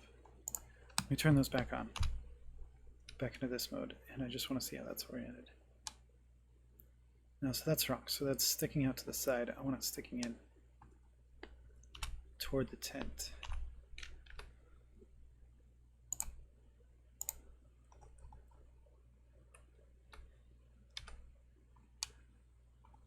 Oh, okay.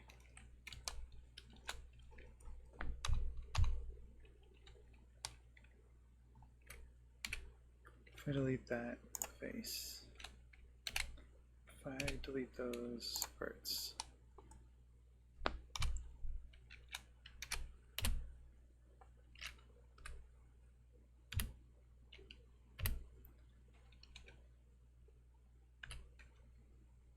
if I rotate this back, just how it was, is that right? Turn these back on.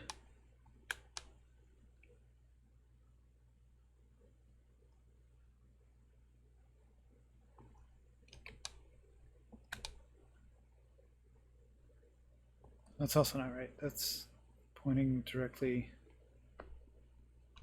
this way.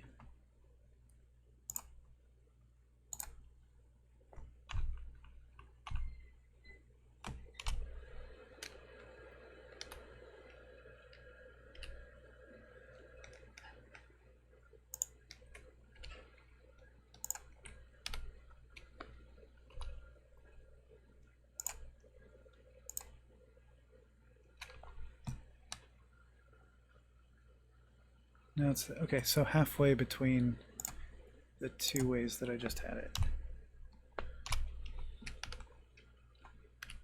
Which would be 45 degrees that way, something like this. That should point straight at the tent.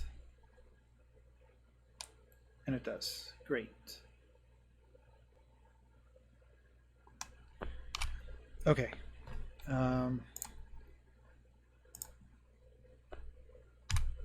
Okay, one more time. So this direction points toward the tent. Let me keep that just for now as an indicator.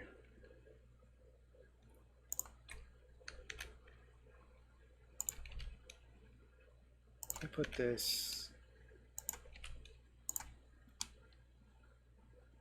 right about there. Maybe a third as big as that, half as thick.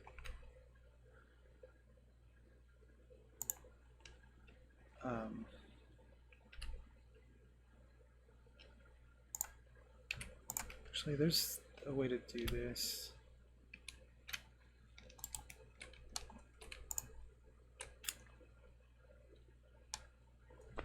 There's a way to just auto extrude the faces to wherever I click.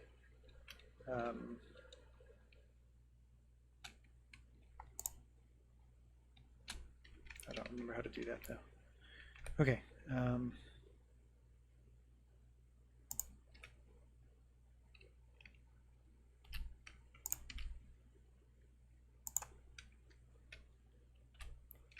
So this should be a little bit smaller than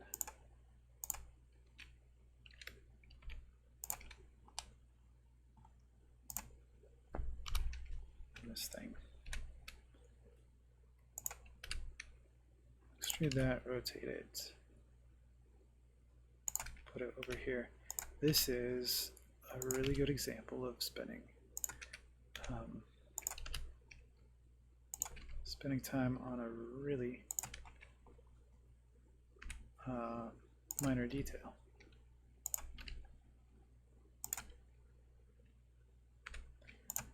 Which I was trying not to do, but here we are.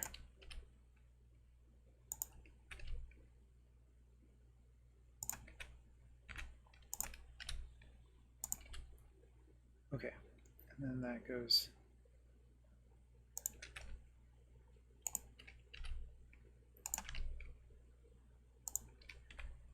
in the direction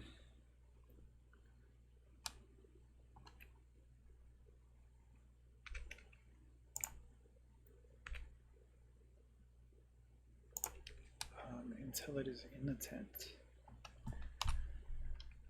And just here, turn on X-ray for a second. Okay, I will.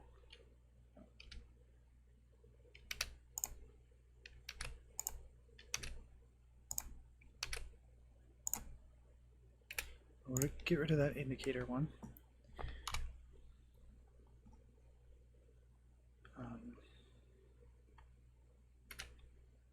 Okay, the size is okay, so I can get rid of that thing.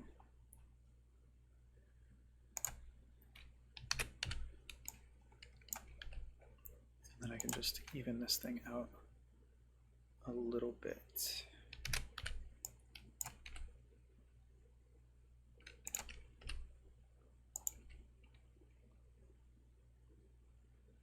that should be more open. That should also be more open.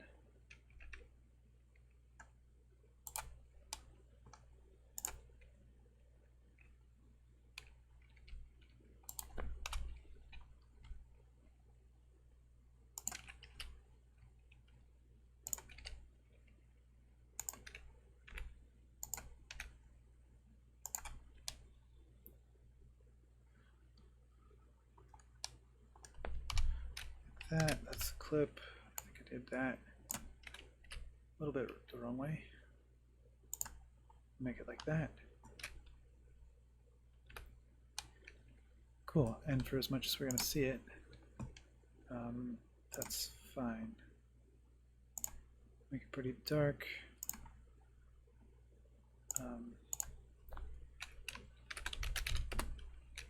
Oops.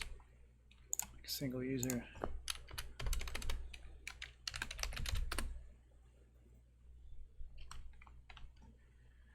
Great. Now, let me go back into modeling.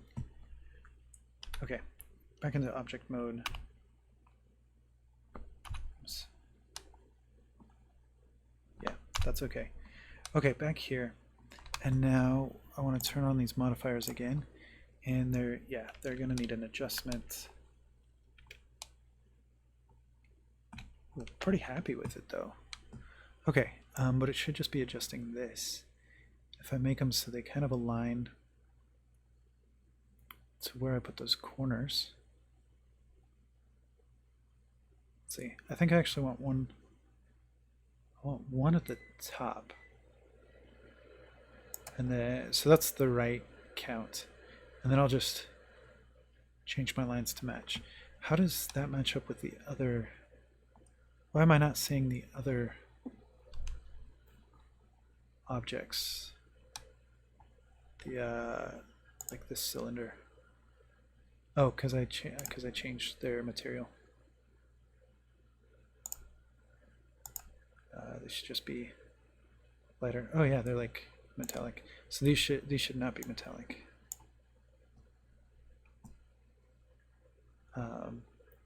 Maybe a little. They'll have like a sheen and they'll be less rough because they're like plastic. But now where did they go? I see one of them flying up here. Oh, because it's in edit mode.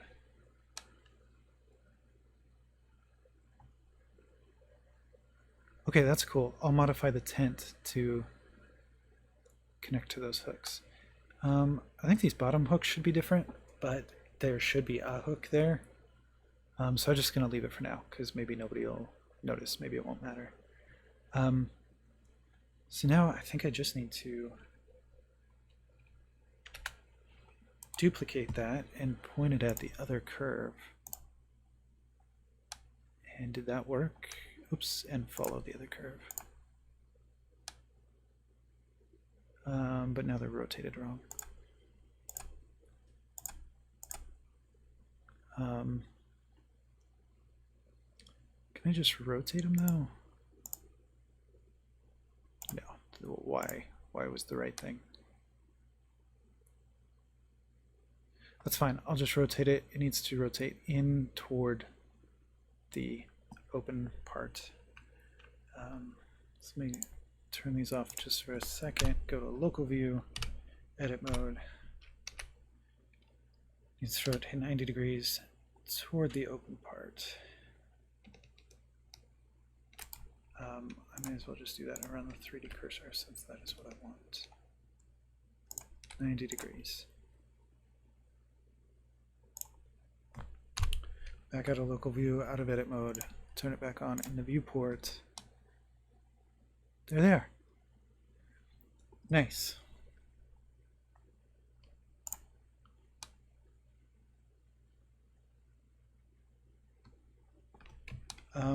That's not bad. Got a little like doubling up thing going on here. It's not even the end of the world. I might just put some additional piece there that's kicking both. I don't get the end one on this. Oops. This. So if I adjust this just slightly, I can get one to pop in there.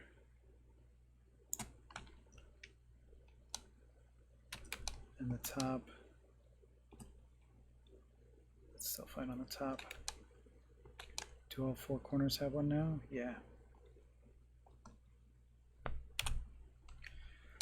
Okay. So if I just go into the tent now,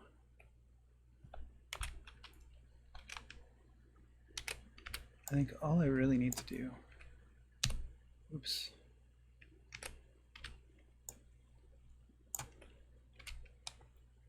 So I just think these connect right to where those are hooked.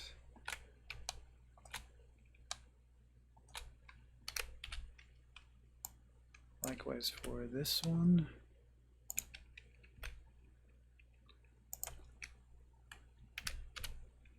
And then this one's already pretty good. I think just scale it slightly.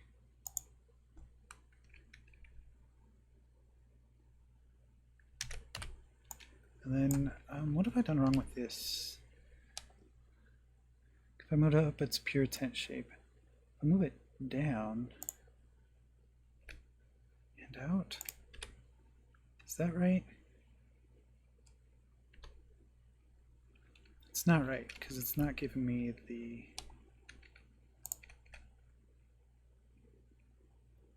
should be like concave but then sharp.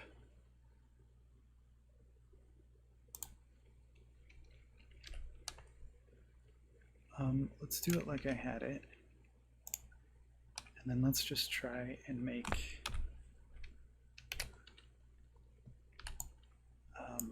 this, and this a crease, but with only like not completely.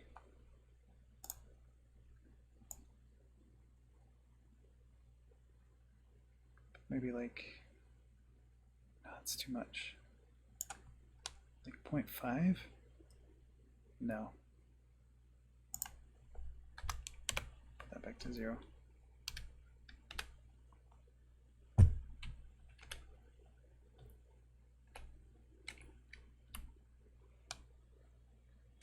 Yeah, so I can work on that. We can probably add a little more. Like there should be, yeah, there should be some more to this. But we can maybe even do it with a sculpt. I think I'm going to call it here. Well, no, I'm going to do one more thing. We're going to put this into the scene. I'm going to call this tent hold. These objects are fine. Oh, but these, oops, that was too many. Just the cube should go into this collection. Let's make this easier on ourselves. The cube should be in the collection. The camera and the light should be out. So that's what we've got. Tent,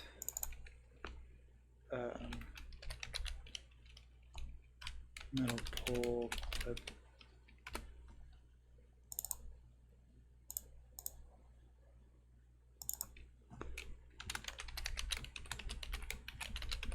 clip 2,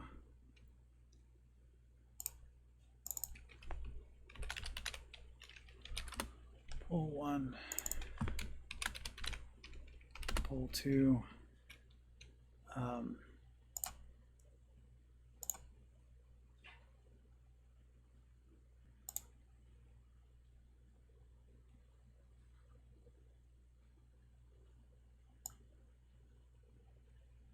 This really goes down.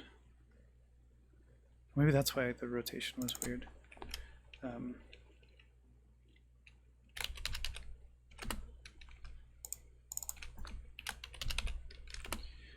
I've got it parented wrong. Okay, but we've got our old tent all labeled. I want to save this, save as. Here, this is going to be our tent.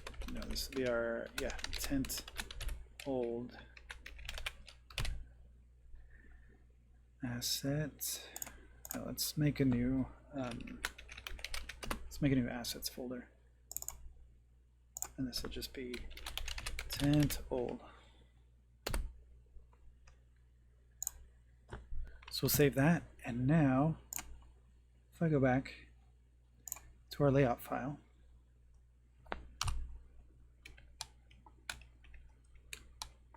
I should be able to link my assets folder in the tent old, a collection which is tent old. That should be fine. And look, here it is, tent old. We've got it. Where is it?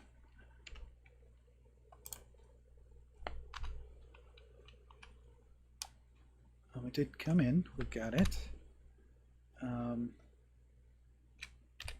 Where is it? Let's zero it out. There we go. Now check that out. We've got our tent in here.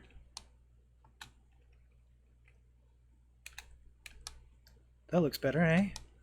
Old tent, new tent. Quite an improvement. Okay, let's take this one. Where is this one? Is this under buildings? Old tent, yeah. And this is where there's so many objects in there. Oh, because there are so many objects. Yeah, so that cube.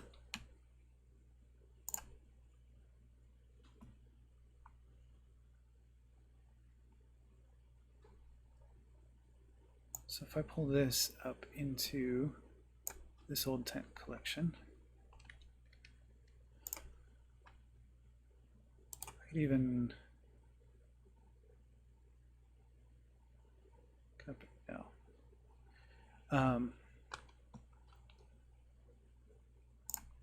We'll just do this manually. Okay.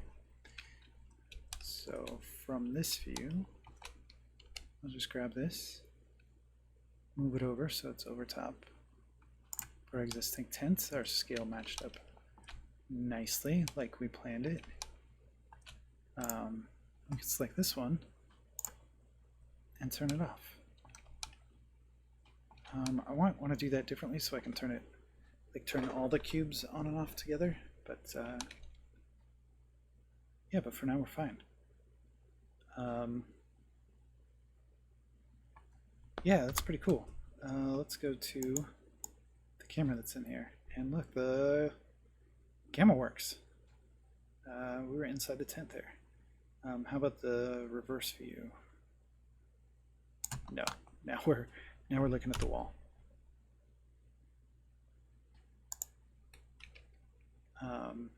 Just because that's this camera, so it's slightly on the wrong side. But if we just move this ever so slightly, now we're inside. Ooh. Now that view looks weird. We're gonna have to touch this one up. Compared to so we have this compared to this is what we thought we had.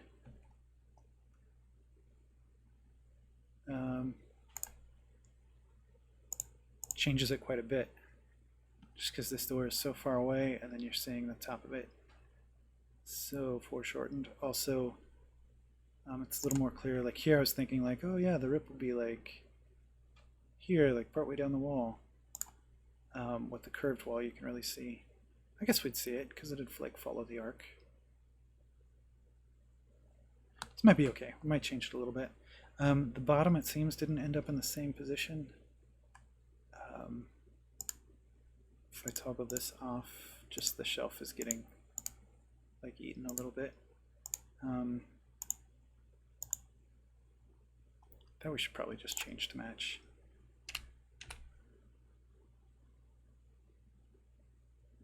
Bring it up until it just takes over. Old, new, old, new. First camera view, old, new.